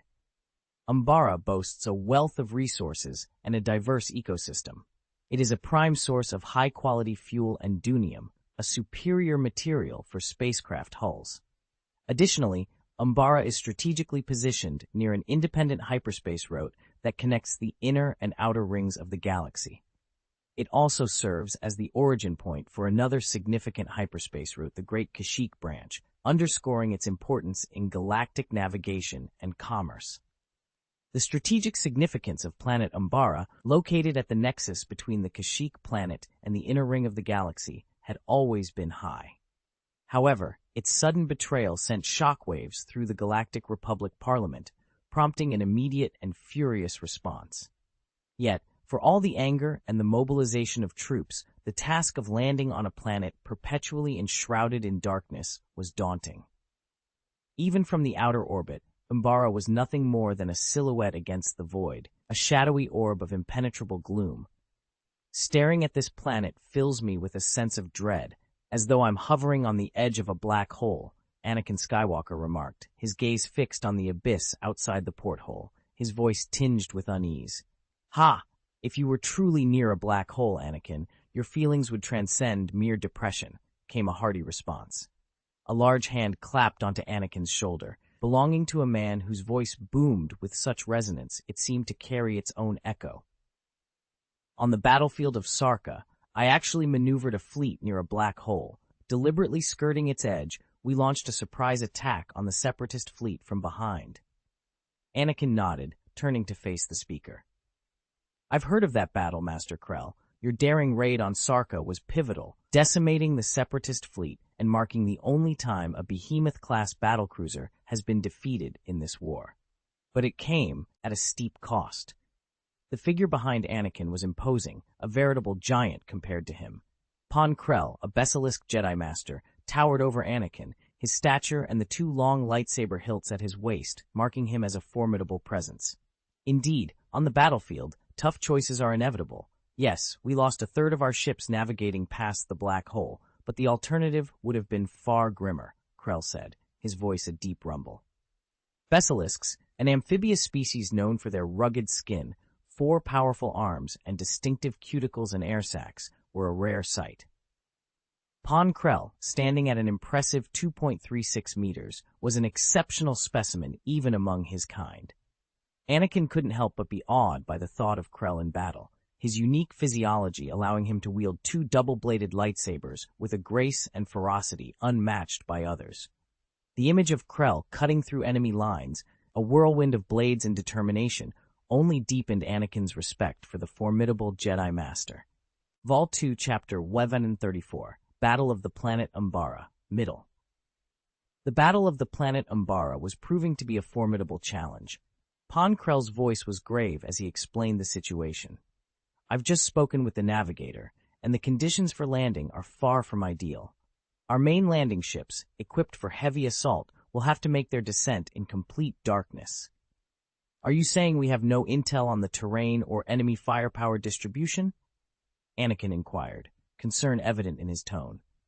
We can scan the basic layout of the terrain, but that's the extent of our current capabilities. If I were commanding the Umbaran forces, I would have fortified every potential landing site the moment our fleet entered orbit, Krell elaborated. Anakin Skywalker's frown deepened. Our fighters are ill-suited for combat on this planet. The Elot transport ships we typically rely on for surprise landings won't be of much use here. This severely limits our mobility. Exactly. Boarding the assault landing ships is our last tactical move, Ponkrell confirmed. A frontal assault is our next step. In that case, our only option might be to land directly near the capital of Umbara. However, we'll undoubtedly face fierce resistance, and I can't guarantee the safety of our ships during the landing, Anakin said with a heavy heart. Send an advance team, force a landing, and conduct fire reconnaissance, Ponkrell suggested bluntly. Anakin's concern was palpable. That could result in severe casualties, especially for the advance team. I doubt any of them would survive. Ponkrell challenged him. Tell me, young Skywalker, did we lead our forces to Umbara just to witness their downfall? No. Securing Umbara is critical. General Grievous is cunning. The moment Umbara fell to the Separatists, he dispatched forces to invade Kashyyyk.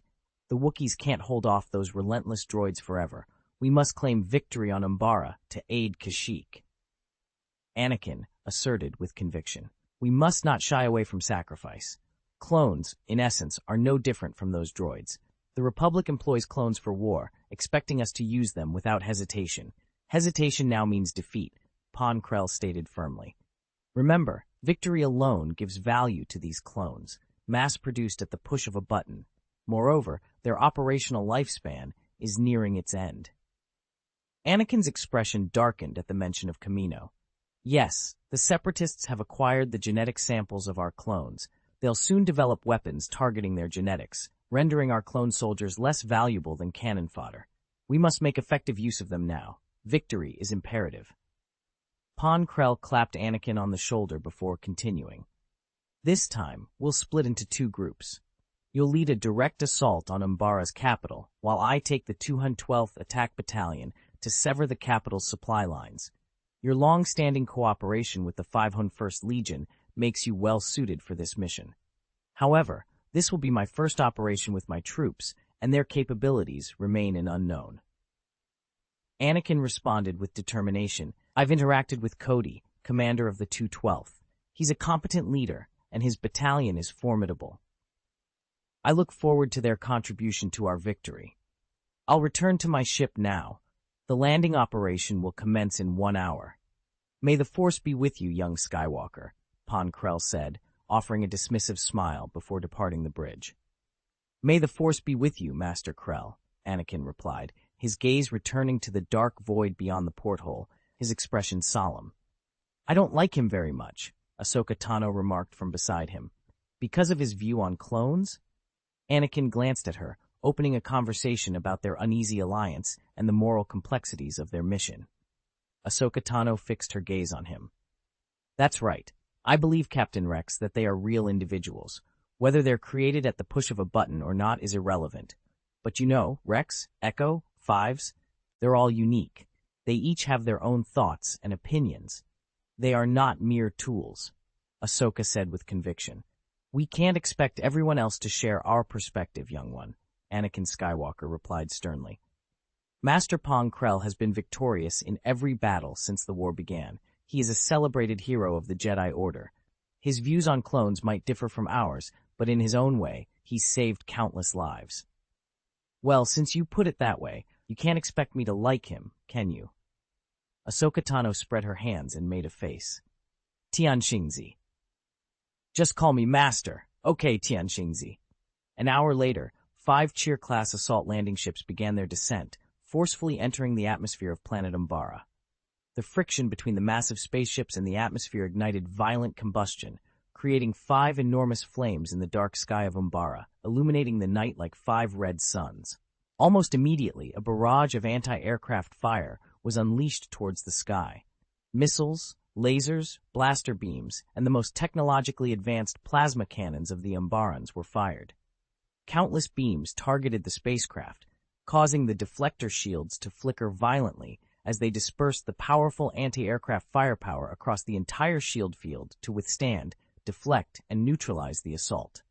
Dozens of fighter jets resembling bows appeared in the sky, the Zinnuus 33 Umbaran starfighter, crafted by the Umbarans. The cockpit of this fighter was a fully enclosed spherical cabin, controlled by a touch holographic interface. Primarily, only Umbarans, with their exceptionally keen senses, could pilot these, boasting remarkable performance. The Galactic Republic's fighter jets stood no chance in combat. In the darkness of planet Umbara, even communication was compromised, rendering their fighter jets utterly ineffective. Boom, boom, boom. The Xenuous 33 starfighters continuously fired ion cannons, attacking the Cheer-class assault landing ships from above. The top armor of the Cheer-class, less fortified compared to the heavily armored bottom, forced the operators to concentrate the shield energy above for defense. This was to prevent the Umbaran fighters from destroying the ship's superstructure and close-range turrets. Boom, boom, boom.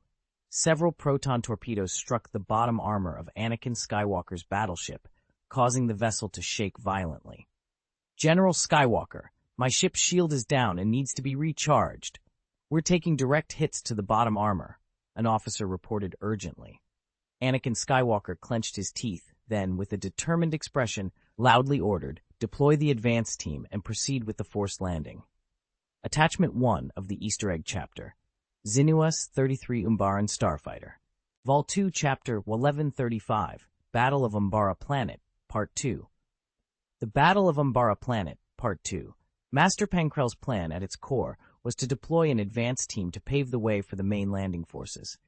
Anakin Skywalker, scrutinizing the 5th Legion's company roster displayed in the holographic projection, hesitated with his hand raised.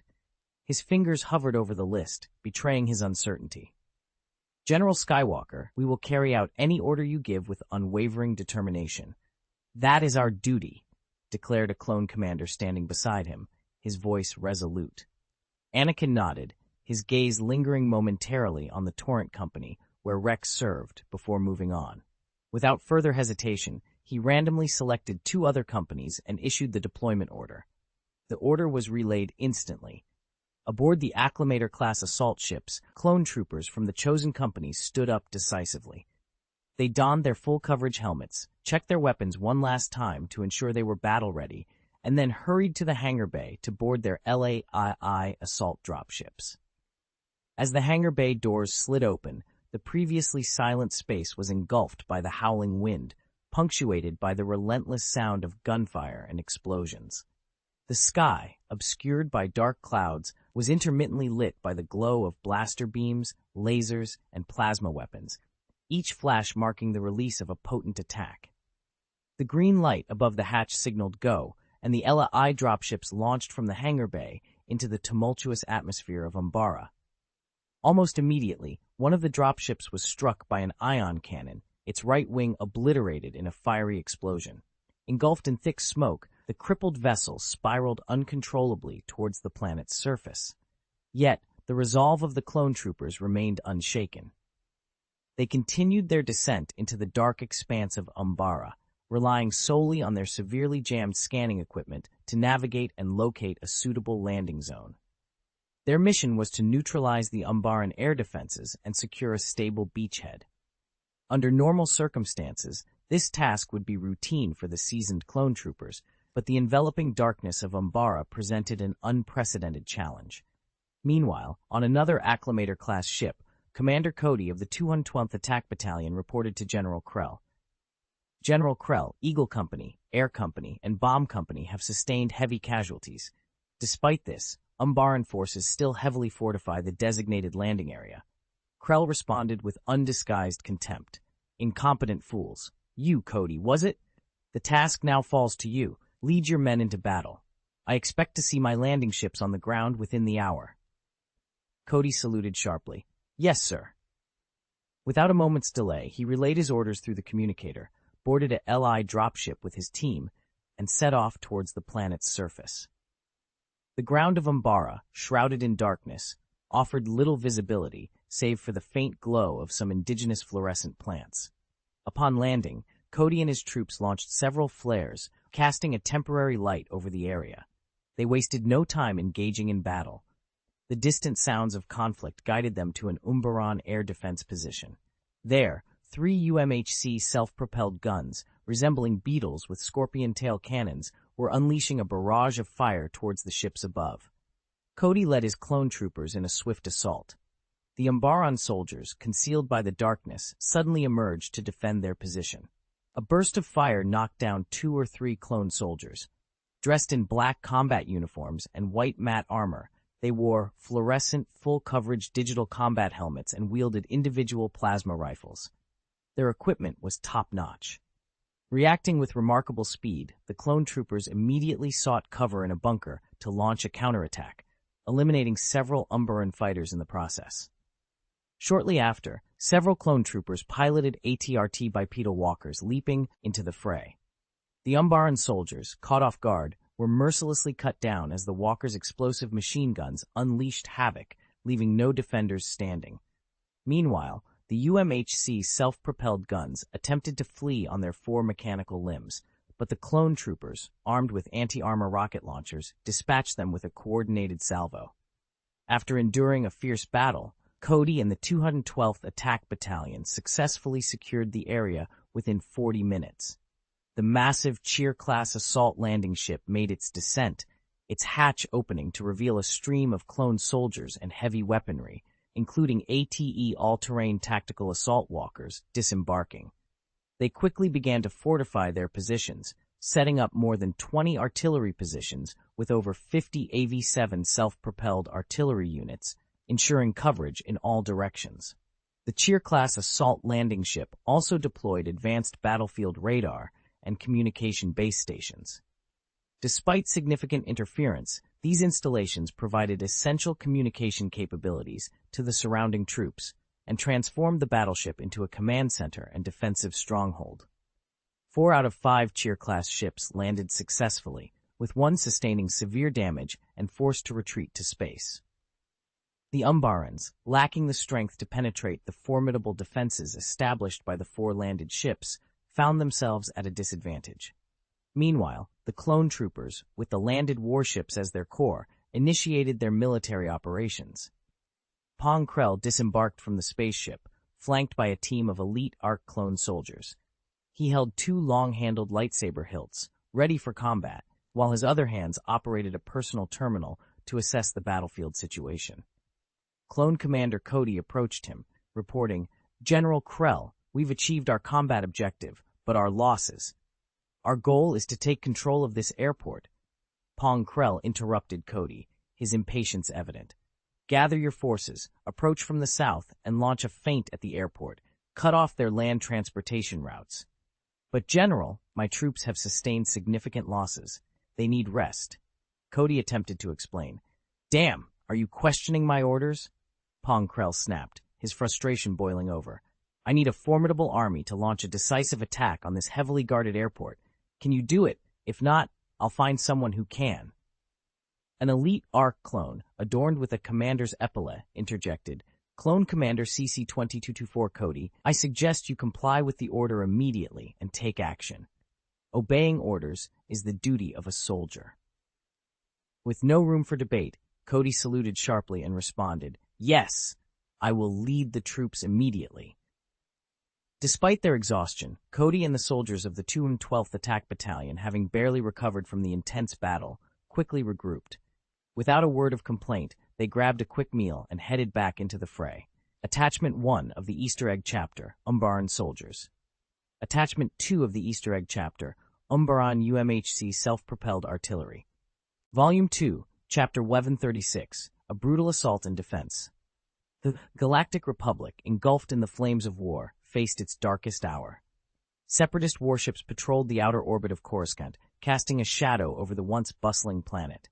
The grand halls of the Galactic Council lay deserted, and the Jedi Temple was ravaged by fire. Death, anger, sadness, and despair spread like a plague, signaling the end of the Galactic Republic and the Jedi Order. A new era was on the horizon, but amidst this chaos, there was one who stood ready to shape the future. General Krell, our vanguard, has reached the airport and is currently engaged with the defenders, reported the clone commander amidst the cacophony of battle. In that moment, General Pong Krell's senses sharpened, and the surrounding din of gunshots, explosions, and cries of anguish seemed to amplify. His eyes snapped open, a visible aura of power radiating from him. Without uttering a word, his 4 arms moved in unison, unfolding his 2 double-bladed lightsabers. With a leap from the armored vehicle, he spun through the air, deflecting incoming fire with a whirlwind of light. Upon landing, Krell's lightsabers danced like windmills, effortlessly slicing through obstacles. His movements were swift, cutting a path through the battlefield until he reached a UMHC self-propelled artillery. With a swift motion, his lightsabers plunged into the cockpit, incinerating the driver instantly. Only then did the Umbaran soldiers he had passed fall to the ground, cleanly bisected. "Attack! We must capture this airport at all costs," Krell commanded, his voice cold and determined. "Understood." The clone commander immediately relayed the order, and the clone troopers charged towards the Umbaran defenses at the airport. As they advanced, the air was filled with the roar of plasma cannons, missiles, and rockets. Explosions rocked the battlefield, hurling clone troopers into the air. The Umbarans had fortified the airport with a formidable defense line, equipped with machine guns, heavy artillery, and plasma cannons, covering every possible approach. The clone army, limited in heavy armor, relied on ATTE all-terrain tactical walkers and a larger number of ATRT biped walkers. The ATRTs, designed for reconnaissance and offering enhanced mobility and firepower, left their drivers vulnerable to enemy fire, a risk magnified on the front lines. Despite the danger, under General Krell's strict orders, the ATRTs were deployed in the thick of battle. The Umbarans responded mercilessly, deploying their armored units, including the formidable Umbara ghost tanks. These tanks, with their heavy armor and powerful plasma launchers, unleashed devastating attacks, forcing the clone troopers into a temporary retreat. However, Krell would not tolerate retreat. He replaced the clone commander, who ordered the withdrawal, sending him to the front lines as a grim example, and compelled the clone army to press on. The other clone commanders, witnessing this, understood the dire consequences of faltering under Krell's command. The battle raged on, a brutal testament to the cost of war. After careful deliberation, the commander ordered the artillery units at the rear to maintain their barrage. Following another hour of relentless bombardment, they launched a renewed assault. This time, however, they opted for a different tactic.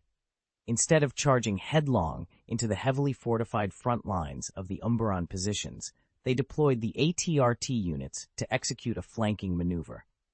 This strategic adjustment proved to be a turning point. Under the relentless pounding of the Republic Army's AV-7 self-propelled artillery, the Umbaran armored units were forced to reposition. It was at this critical juncture that they were caught off guard by a sudden raid from the ATRT units. Piloting their walkers with precision, the ATRT pilots navigated the treacherous terrain of a complex hillside, launching a surprise attack on the flanks of the Umbaran armored units. The clone commanders demonstrated exceptional battlefield acumen. They quickly identified a critical weakness in the Umbaran ghost tanks.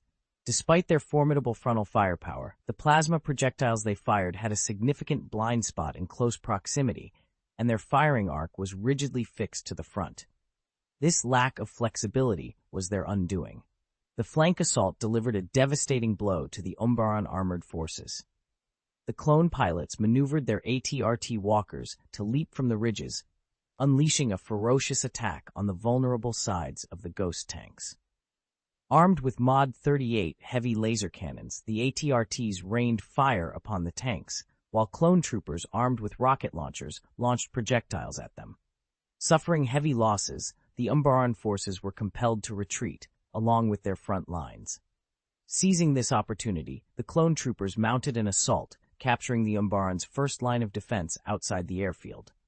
Meanwhile, the 212th Assault Battalion of the clone troopers was engaged in intense combat behind the airfield. The Umbarans, attempting to transport supplies through this route to bolster their defenses at the airfield, found their path blocked and launched a desperate attack on the 212th Assault Battalion. The clone troopers, already weary from the fierce battle they had endured upon landing, were now caught in a maelstrom of combat with little respite, and their casualties were mounting. Commander CC-2224, known as Cody, personally took to the front lines, skillfully directing his troops to utilize the terrain to their advantage and halt the Umbaran advance. Given the overwhelming numerical superiority of the Umbaran forces, which was more than tenfold, and their comfort in the dark environment, a stark contrast to the clone soldiers, Cody was compelled to order a strategic retreat, trading space for time. This tactic slowed the Umbaran advance, but allowed them to progress by 7 or 8 kilometers. At that moment, a clone trooper approached Cody with urgent news. "Sir, I've detected a signal on my sensor. Something is moving beneath us." Attachment 1 of the Easter egg chapter, Umbara Ghost Tank. Attachment 2 of the Easter egg chapter, the Galactic Republic ATRT Walker in the Dark. Vol 2, Chapter 1137, The Betrayal of Poon Krell, Part 1. "Underground?" Cody exclaimed, his face contorting with alarm upon hearing the soldier's report. "Notify headquarters immediately. We've detected an unknown unit advancing from beneath the ground." No sooner had he issued the command than a violent explosion erupted beside him. Instinctively, Cody sought cover behind the bunker, but the force of the blast hurled him several meters away, causing him to crash heavily onto the ground. "It's an Umbara tank," a clone trooper yelled out. Following the initial explosion, 3 Umbara ghost tanks emerged, unleashing a barrage of artillery fire on the positions held by the 212th Attack Battalion. Lacking heavy equipment, the clone troopers resorted to firing rockets in retaliation, but their efforts were futile against the robust armor of the ghost tanks. Cody, realizing the dire situation, commanded the few remaining ATRTs to exploit their agility. He instructed them to leap onto the giant, tentacle-like vines surrounding them and attempt to flank the Umbara tanks.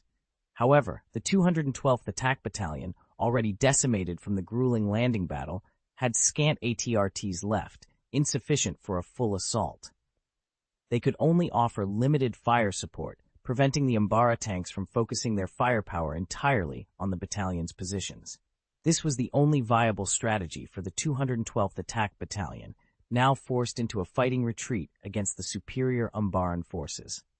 Seizing a momentary lull in the Umbaran assault, Cody convened with several company commanders. He spread out a holographic topographic map and pointed out, "Ahead lies a forest with complex terrain and vast area. Our only chance lies in engaging in guerrilla warfare within this forest to delay the Umbaran reinforcements." One commander expressed his concerns, "But that means we'll continue to retreat. After passing through this forest, we'll be less than 10 kilometers from our command post, and based on observations from the past few days, General Poon Krell would not condone such a strategy. Yet this remains our last chance. Our troops need rest, along with ammunition, supplies, and medical care. We can't keep up this pace," another commander argued. Cody, understanding the gravity of the situation, circled an area on the map and declared, "This is our final decision. We retreat to the forest and commence guerrilla warfare. I will bear all the consequences."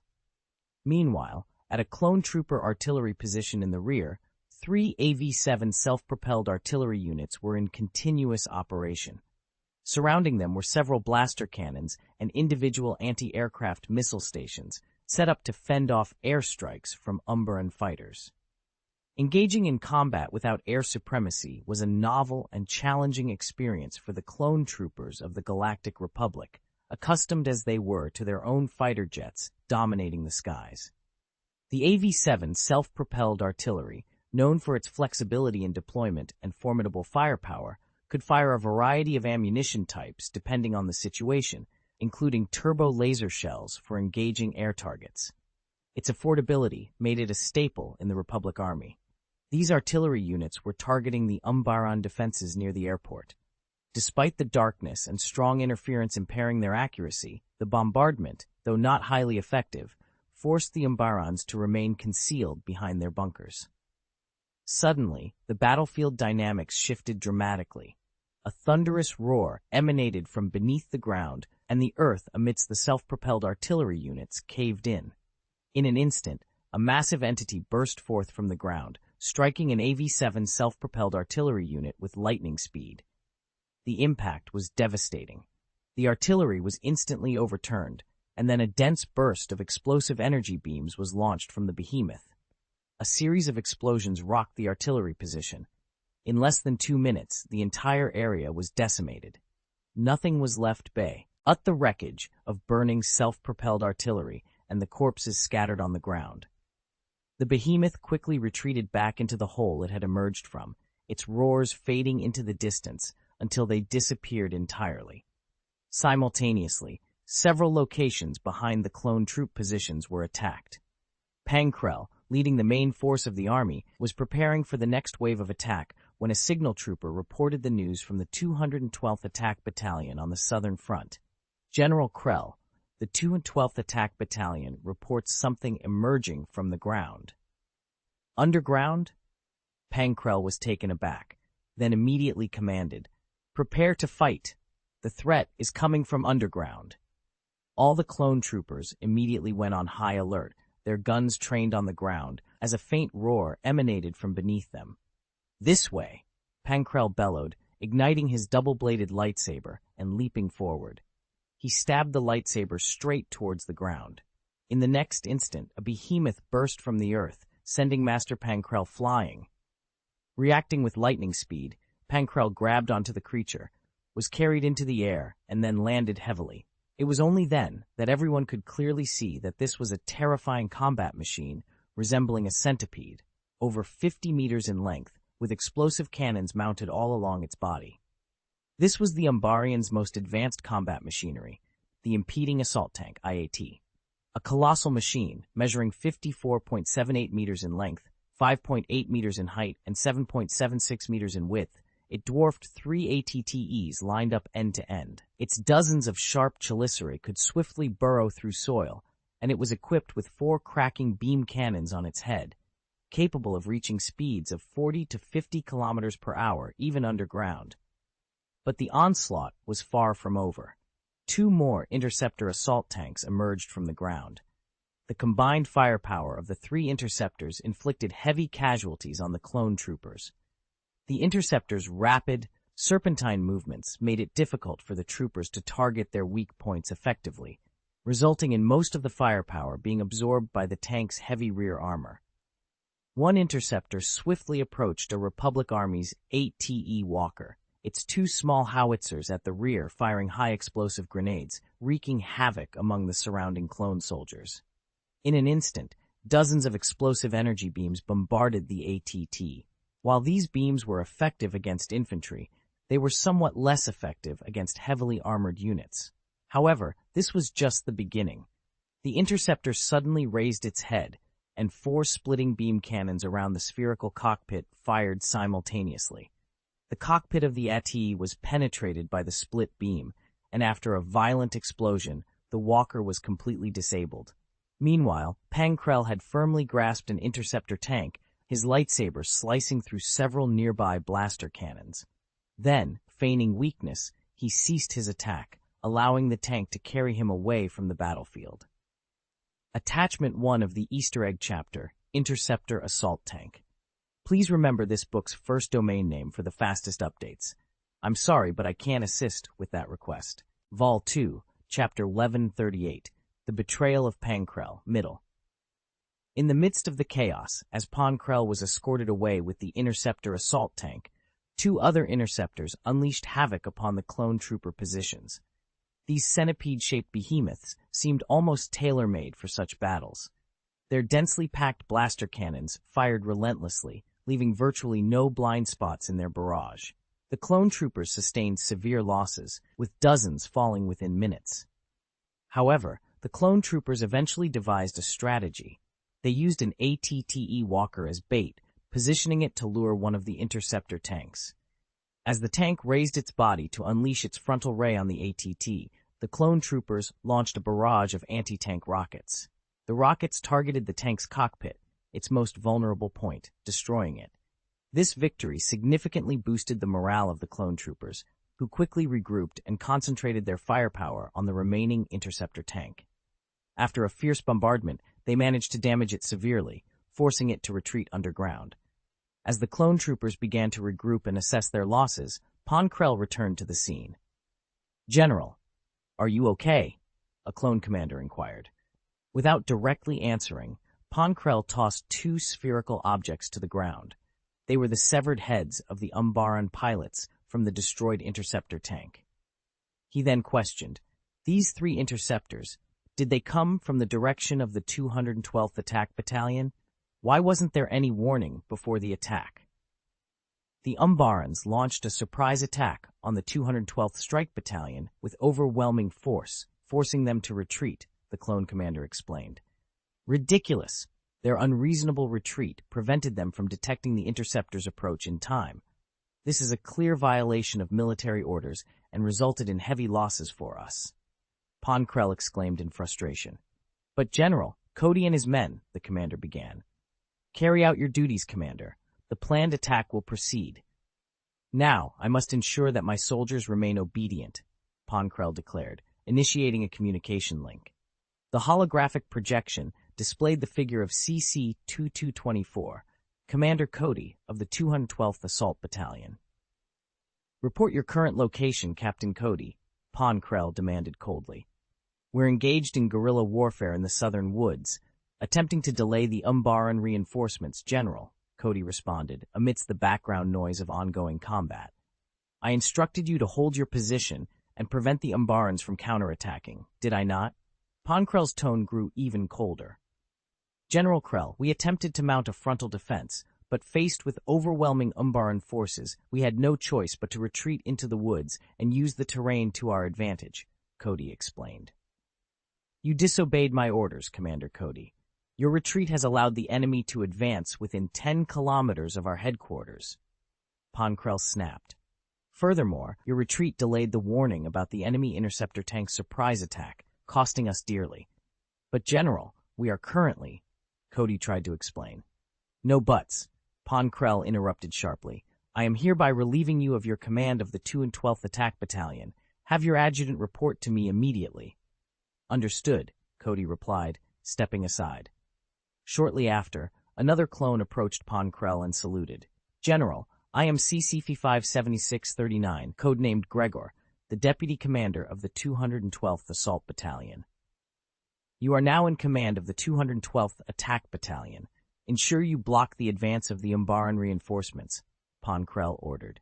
Gregor hesitated. General, if we are to defend head-on, I am issuing these orders as a Jedi Master. This is not a negotiation. Follow military protocol and execute my commands, Pon Krell asserted firmly, leaving no room for further discussion. In the structured hierarchy of the Great Republic, the Jedi Master holds the position of Supreme Commander in the theater of war. Pon Krell's voice boomed with authority as he demanded, Now, answer me directly. Yes or no? Yes, sir. Gregor stood at attention, saluting crisply.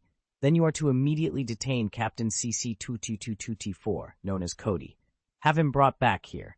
After the battle concludes, I will personally oversee his court-martial. He will stand trial for desertion in the face of the enemy, Pon Krell commanded sternly. Yes, sir, Gregor responded once more. After ending the communication, Gregor turned to Cody, who had been waiting quietly. I'm sorry, Captain. I must follow orders, he said, his voice heavy with regret. He signaled to two clone troopers, who promptly moved to flank Cody. Without resistance, Cody extended his hands to be handcuffed, accepting his fate. As I said before, I am prepared to face the consequences of my actions, he stated calmly. Gregor sighed deeply, a sense of duty weighing on him. Now, all I can do is lead our brothers in a frontal defense. But the military orders don't explicitly forbid retreating if victory is unattainable, do they? He mused aloud. I trust you to protect our brothers as best you can, Cody implored earnestly. Don't worry, Cody. We are brothers for life. I understand, Gregor reassured him, placing a supportive hand on Cody's shoulder.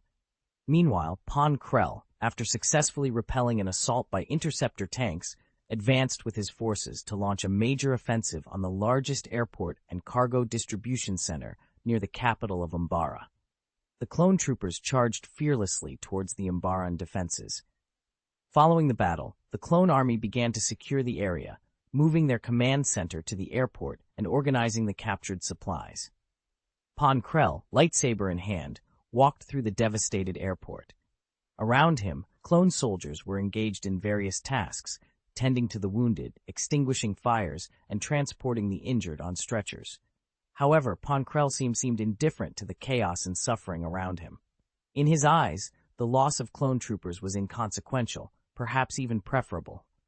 During this time, a clone commander approached Pon Krell with urgent news. General Krell, "We've discovered something in the airport tower," he reported. Pon Krell, unimpressed by the interruption, responded coldly, "What's the matter that it warrants such concern?" The clone commander revealed, "We found an encrypted message. The signature on this message is Dead Angel." Upon hearing this name, Pon Krell felt a surge of alarm. This unexpected discovery hinted at a deeper intrigue that demanded his immediate attention. Vol 2, Chapter 1139, The Betrayal of Pon Krell, Part 2. The Dead Angel? That name should not have surfaced here. Pon Krell feigned indifference, his voice laced with a hint of urgency. "This matter must be kept under the strictest confidentiality. Who else is aware of this?" "Only myself, and now you, General," the clone commander replied. "The mention of the Dead Angel on the planet of Umbara is no minor issue. This battle might not be as straightforward as we thought. I will take charge of this matter. Continue with your duties, and remember, the name Dead Angel must not be disclosed to anyone.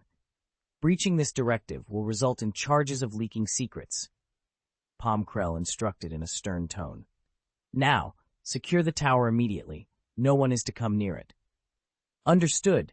The clone commander saluted sharply and promptly left to carry out the orders. Pon Krell gestured for him to leave quickly, then hastened towards the tower himself. Upon arrival, he found it already surrounded by a dozen heavily armed clone troopers, effectively sealing it off. Inside the control center of the tower, Pon Krell noticed an encrypted communication flashing on the screen. The message was encrypted, but a clear sign marked it, Death Angel, as though it was meant to catch the eye. Opening the communication, Pon Krell was met with a brief message that read, "I am the Dead Angel." This message wasn't encrypted in the usual sense, but was written in the ancient Sith Empire's language. The clone troopers, lacking the necessary decoder, would overlook it, but as a Jedi Master, Pon Krell recognized it instantly.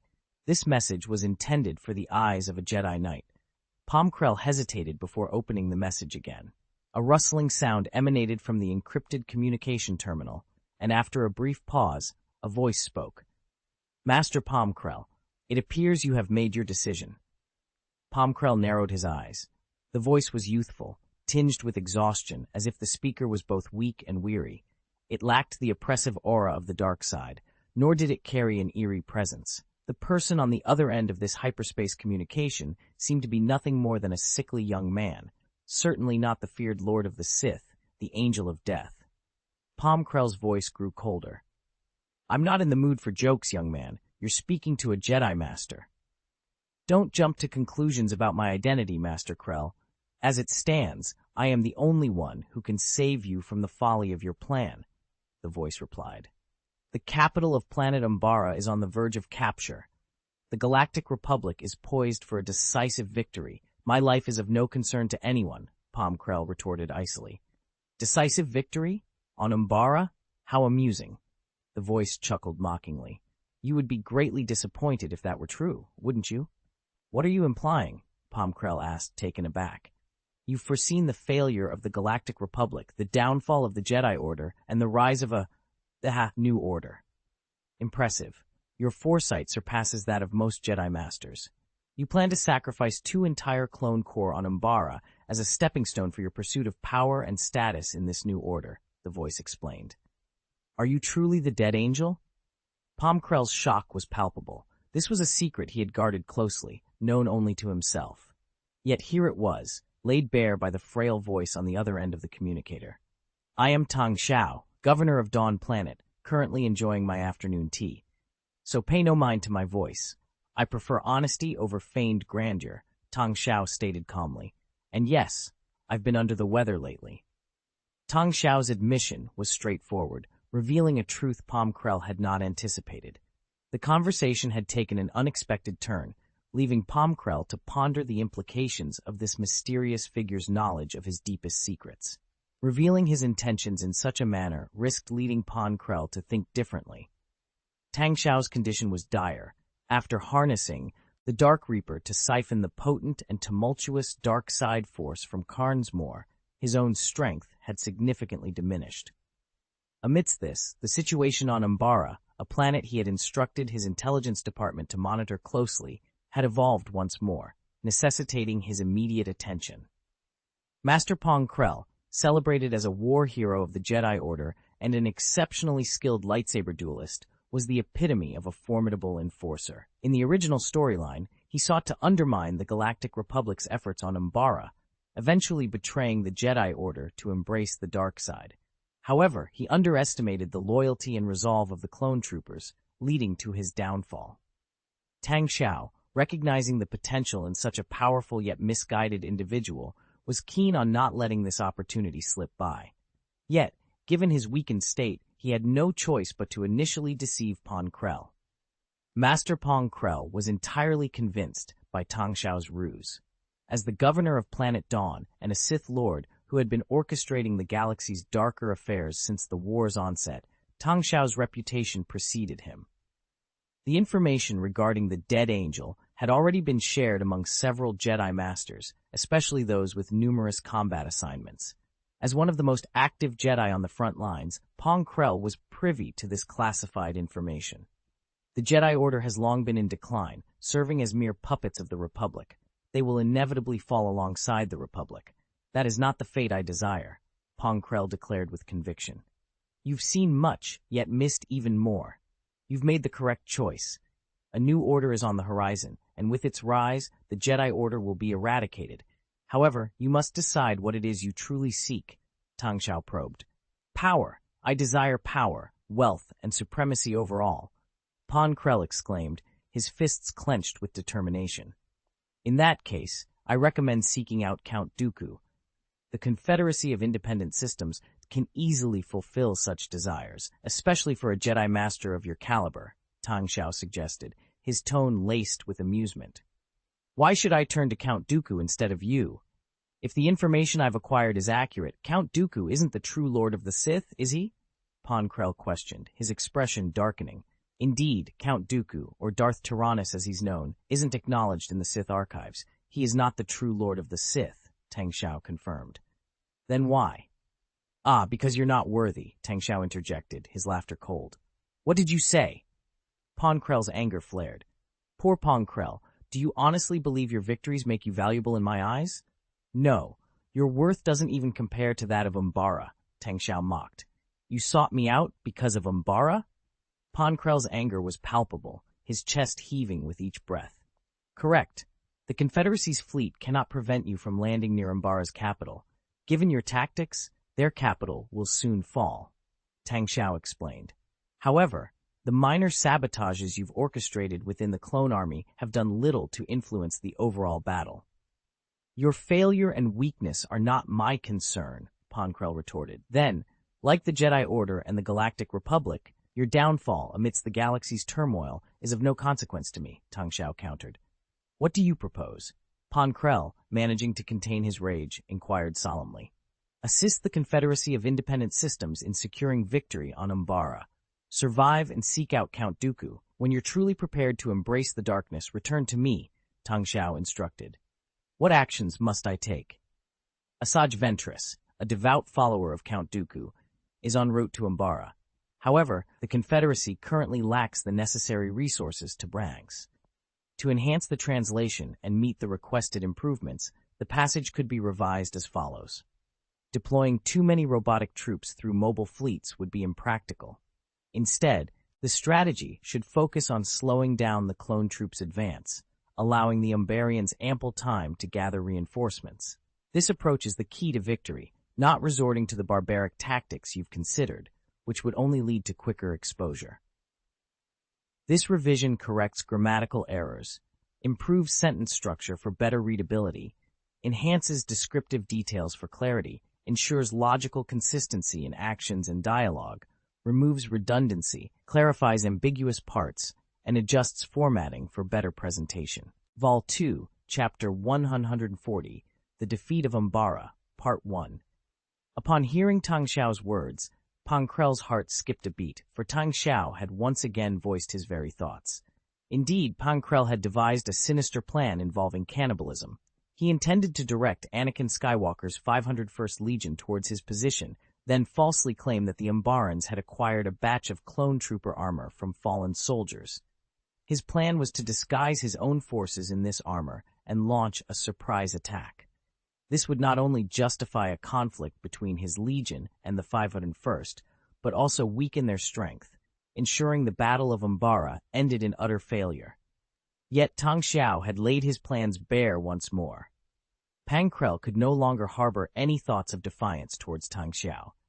It seemed as though this enigmatic figure had seen through him completely, exposing his deepest schemes as effortlessly as if they were laid out in broad daylight. I understand. Pang Krell finally conceded, bowing his head in submission. My lord. If you wish to address me as your lord, do so when you're worthy to stand before me, Tang Xiao sneered, ending the communication. Pang Krell stared at the now silent communication terminal, his expression grave. He realized he was sweating profusely, a rare occurrence for a basilisk, especially in the cold night of Umbara. The only explanation was fear. In the presence of this Sith Lord, he felt utterly exposed. Taking a deep breath, Pang Krell unsheathed his lightsaber and destroyed the communication terminal. He then stepped outside to find the clone commander who had been guarding the door. General Krell, the commander greeted him. The data from the dead angel contained a virus. Damn it! Pang Krell feigned anger. Destroy all the computers here. Replace them with our own command systems, and use this as the command center to prepare for our next battle plan. Yes, General. The clone commander complied. Pang Krell waved dismissively and moved on, soon encountering two soldiers from the 212th Assault Battalion escorting the former commander, CC-2224, known as Cody. Cody, now without his helmet, bore a face identical to Jango Fett's, albeit marred by several scars. Pang Krell glanced at Cody with disdain. Captain Cody, due to your foolish errors and reckless actions, our forces have suffered greatly. Hundreds of soldiers have died because of you. You will be charged with desertion and tried by a military court, where you will be sentenced to death. I will ensure the Supreme Military Court receives a full report. I maintain that my decisions were made in the best interest of the war's progression, Cody responded firmly. We shall see, Captain, Pang Krell retorted, before turning to the soldiers. Take him to the landing ship and confine him. He is not to be released under any circumstances. Yes, General, the soldiers saluted before escorting Cody away. After an hour's rest, Pang Krell convened a meeting with commanders from all levels to discuss their next move. We must launch an attack on the Umbaran capital as soon as possible, Pang Krell declared. But General Anakin Skywalker's forces are also struggling, and the 212th Assault Battalion is under heavy pressure from the Umbarans. Launching an attack on the capital now could potentially trap us behind enemy lines, a clone commander objected. That's precisely why we must act quickly. We have only 2 legions, less than 20,000 troops, against the entire planet of Umbara. If we delay and allow enemy reinforcements to arrive, we'll have no chance. Pang Krell argued. What should we do, then? The clone commander asked, concern evident in his voice. Call up the reserve team. We'll gather all our forces and attack the capital with everything we've got, Pang Krell commanded decisively. But General, our reserve team is currently guarding the landing ship, the commander reminded him, hinting at the potential risks of leaving their critical assets unprotected. As the landing ship descended, it found itself under relentless assault. The Umbaran forces were unyielding, continuously attacking. This ship represented not just a means of arrival, but also the outermost line of defense. The clone commander understood the gravity of the situation, emphasizing, I must ensure the success of our initial assault. Capturing the Umbaran capital is paramount. Other concerns are secondary. Pang Krell, after a moment of contemplation, proposed a compromise. Let's adjust our strategy. We have 2 Cheer-class ships in our fleet. We'll deploy one to provide air support. This will not only enhance our firepower, but also help in intercepting enemy forces. The clone commander, reassured by the plan, responded, though this will place significant pressure on the Cheer-class ship, it's a sound strategy. General Krell, your tactical acumen is commendable. Then let's proceed without delay, Pang Krell declared, his tone firm. He swiftly picked up the communicator, issuing orders for the Kent Cheer-class assault landing ship to prepare for takeoff and confront the enemy. He also instructed that the prisoner Cody be brought aboard the Kent. After issuing these commands, Pang Krell discreetly sent a message to an unknown frequency, feigning busyness with the communicator. An hour later, the Kent Cheer-class ship ascended, immediately drawing the concentrated fire of Umbaran air forces.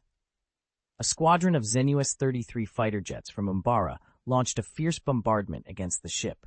Despite the onslaught, the landing ship held its ground, relying on its anti-aircraft defenses and deflector shields. Its turbo-laser cannons retaliated with vigor. Meanwhile, Pon Krell's clone army, bolstered by the reserve team, initiated a direct assault on the Umbaran capital. Concurrently, Anakin Skywalker's 501st Legion faced stiff resistance from the Umbarans, hindering their advance. Pon Krell glanced at his communicator, noting 2 messages. He ignored a call request from Anakin Skywalker, focusing instead on a text message written in the ancient script of the Sith Empire, which read, "I have accepted this task." Suddenly, a Geonosian fanblade fighter zoomed past, targeting the Kent Cheer-class assault landing ship with incredible speed, marking the beginning of a fierce battle in the skies above Umbara.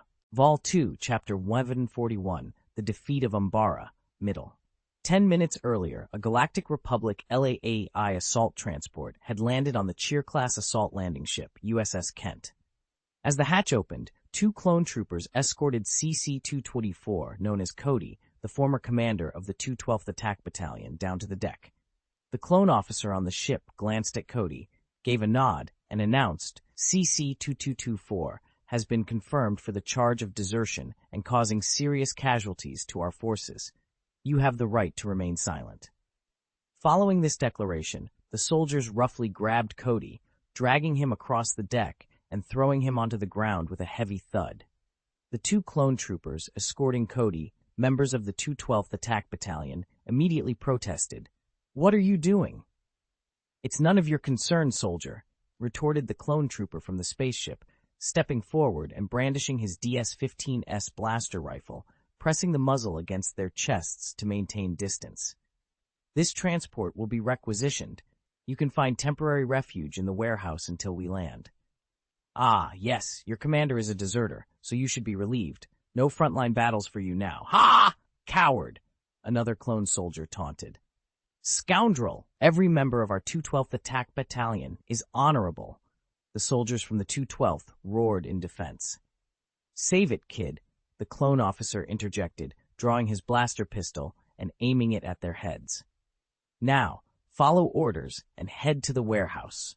The group was forcibly led to the warehouse, while Cody was pushed into the spaceship's confinement room, receiving a series of punches along the way. Clone troopers live by a code of obedience and duty, viewing desertion as a profound disgrace. After the group had left, the clone officer checked his communication terminal, puzzled. "Apart from this prisoner, are we supposed to receive a batch of fighter jets? Strange. Are there even any fighter jets capable of flying here?" Mulling over the orders, he decided to comply, instructing his soldiers, "Clear the hangar platform and keep it open. Inform the bridge to adjust the close-up guns towards the hangar's direction." "Yes, sir." Meanwhile, in the nearby airspace, a fanblade fighter jet was speeding through the sky. Manufactured by the Geonosian planet Hepra Pasitisk Shipbuilding Complex, the official name of this high-performance fighter was the Genevex-class starfighter. Known for its rarity and cost, the fighter featured a set of solar sails that, when fully deployed, resembled a half-moon scimitar, earning it the nickname Fanblade. Over time, its original name was largely forgotten. At this moment, the Fanblade fighter, with its solar sails retracted into a spindle shape, was piloted by a pale, thin, yet strikingly exotic bald Dathomir woman, Asajj Ventress, one of Count Dooku's dark acolytes. When planet Umbara decided to join the Confederation of Independent Systems and secede from the Galactic Republic, Tang Xiao had already informed Count Dooku of the need for reinforcements on Umbara. He also mentioned that there was a mole within the Republic Army who could assist in the operation. Count Dooku, seizing the opportunity, dispatched his dark acolyte, Asajj Ventress, towards Umbara, awaiting further instructions. However, the strategic position of planet Umbara, perilously close to the Galactic Republic's control zone, presented a significant challenge. Asajj Ventress, upon receiving the message from Pon Krell, couldn't help but let a cruel sneer spread across her lips. She observed the Kent Cheer-class assault landing ship's sensor signal, transmitted through the Umbara Ground Control Center, with keen interest. Her black lips curled into a smirk as she replied to the message. "This prize I gladly accept." Her Fanblade fighter jet then maneuvered into an attack position, activating its shield. The deflector shield efficiently reduced air resistance, allowing the fighter's speed to surge to over 10,000 kilometers per hour. Shortly after, 6 Umbara high-speed transports joined her formation. Ventress, with a grin still plastered on her face, transmitted the identification code Pon Krell had provided her to the Kent battleship ahead. As expected, there was no response from the Kent. Its hangar platform remained invitingly open, and the deflector shield was conspicuously absent in that direction. "Let's go," Ventress whispered to herself, her finger hovering over the fire button. It was then that the Kent realized the impending threat. Turrets positioned around the hangar platform sprang to life, unleashing a barrage of fire, while a shrill alarm echoed within the cabin. The fighter had been detected by active radar. The sequence of firing before locking on with the fire control radar betrayed the crew's panic aboard the Kent. Undeterred, Ventress accelerated further. Her Fanblade fighter jet danced through the storm of bullets, untouched. Under her expert control, the fighter's superior maneuverability and firepower were fully unleashed. The hangar platform door began to close in a futile attempt to block her entry. With a smirk, Ventress executed a series of precise maneuvers, dodging every incoming shot while targeting the near-defense cannons and destroying them with direct hits. The hangar door was now 2/3 closed, but it posed no barrier to her. In a bold move, Ventress deactivated the fighter's shield and deployed its half-moon-shaped solar sail. This iconic feature of the Fanblade fighter, designed to absorb cosmic radiation and even energy from turbo-laser cannons in space, was not typically used within an atmosphere due to air resistance. Yet, Ventress chose this moment to deploy it. The sudden deployment of the solar sail drastically reduced the fighter's speed, causing a massive overload that even Ventress's force-enhanced body couldn't fully withstand, forcing her to spit out a mouthful of blood. However, this maneuver allowed her to execute a sharp turn in the air and slip through the closing hangar doors of the Kent.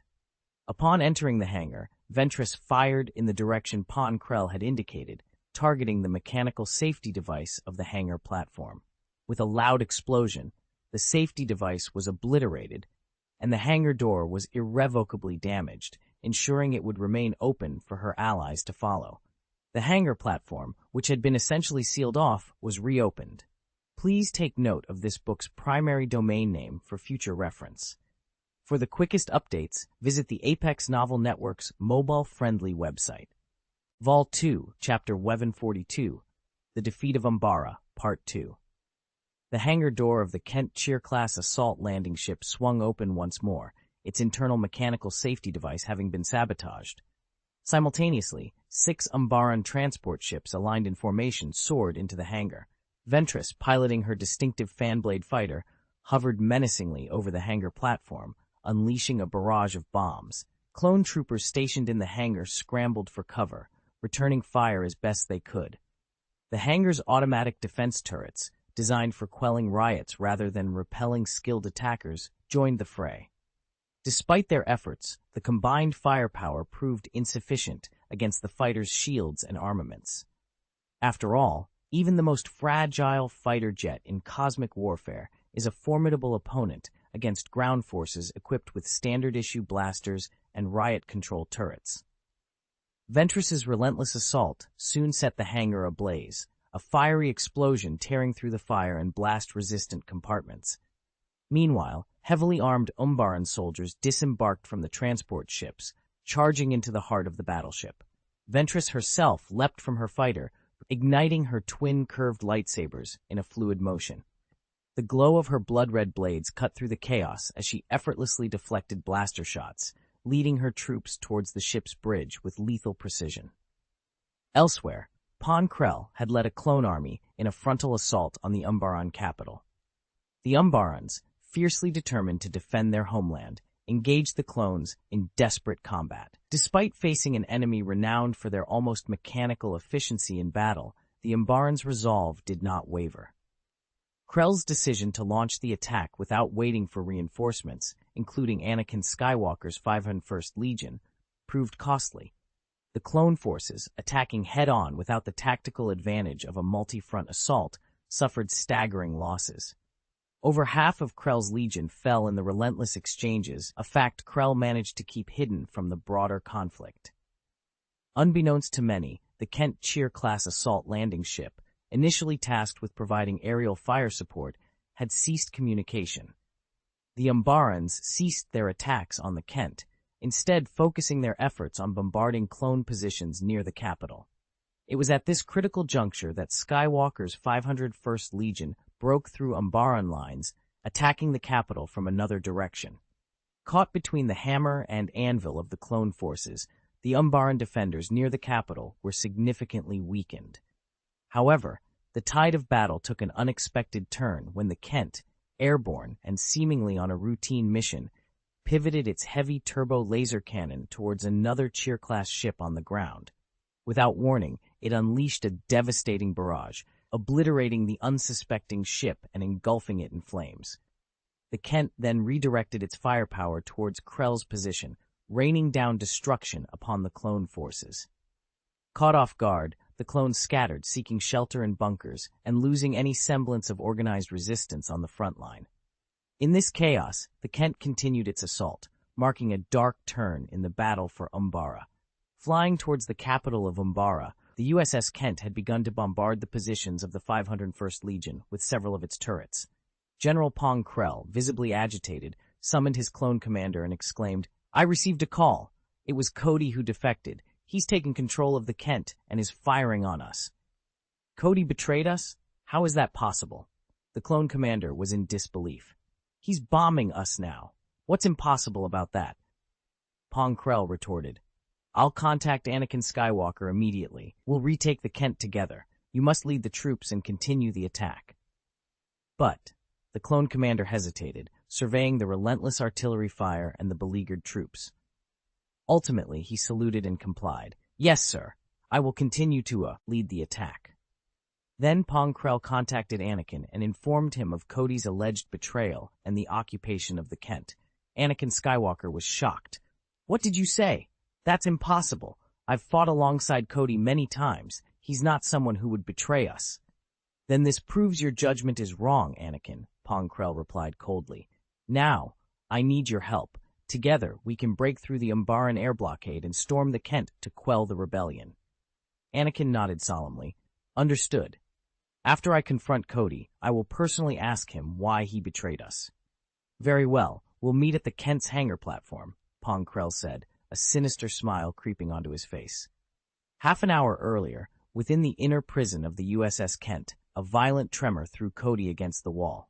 Before he could gather his bearings, a cooling pipe above him burst and fell, striking him on the head and rendering him unconscious. When Cody finally regained consciousness, he found himself trapped under the cooling pipe. Pushing the scalding pipes aside, he was relieved to find that his clone combat armor had protected him from severe burns.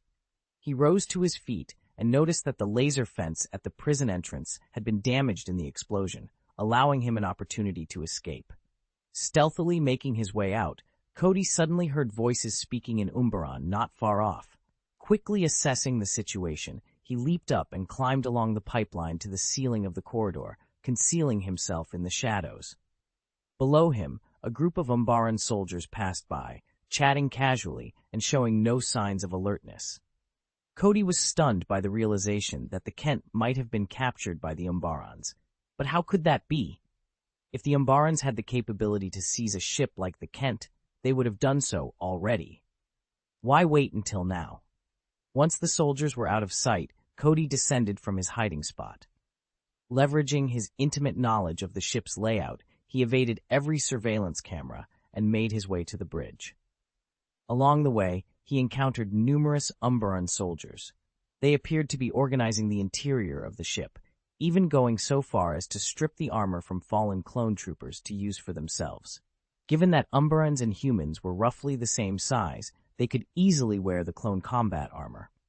Cody's mind raced as he navigated the corridors, determined to uncover the truth behind the Kent's mysterious occupation and to confront the challenges that lay ahead. Vol 2, Chapter 11143, Trap. Cody stealthily made his way to the bridge, having confirmed that the Kent was indeed occupied.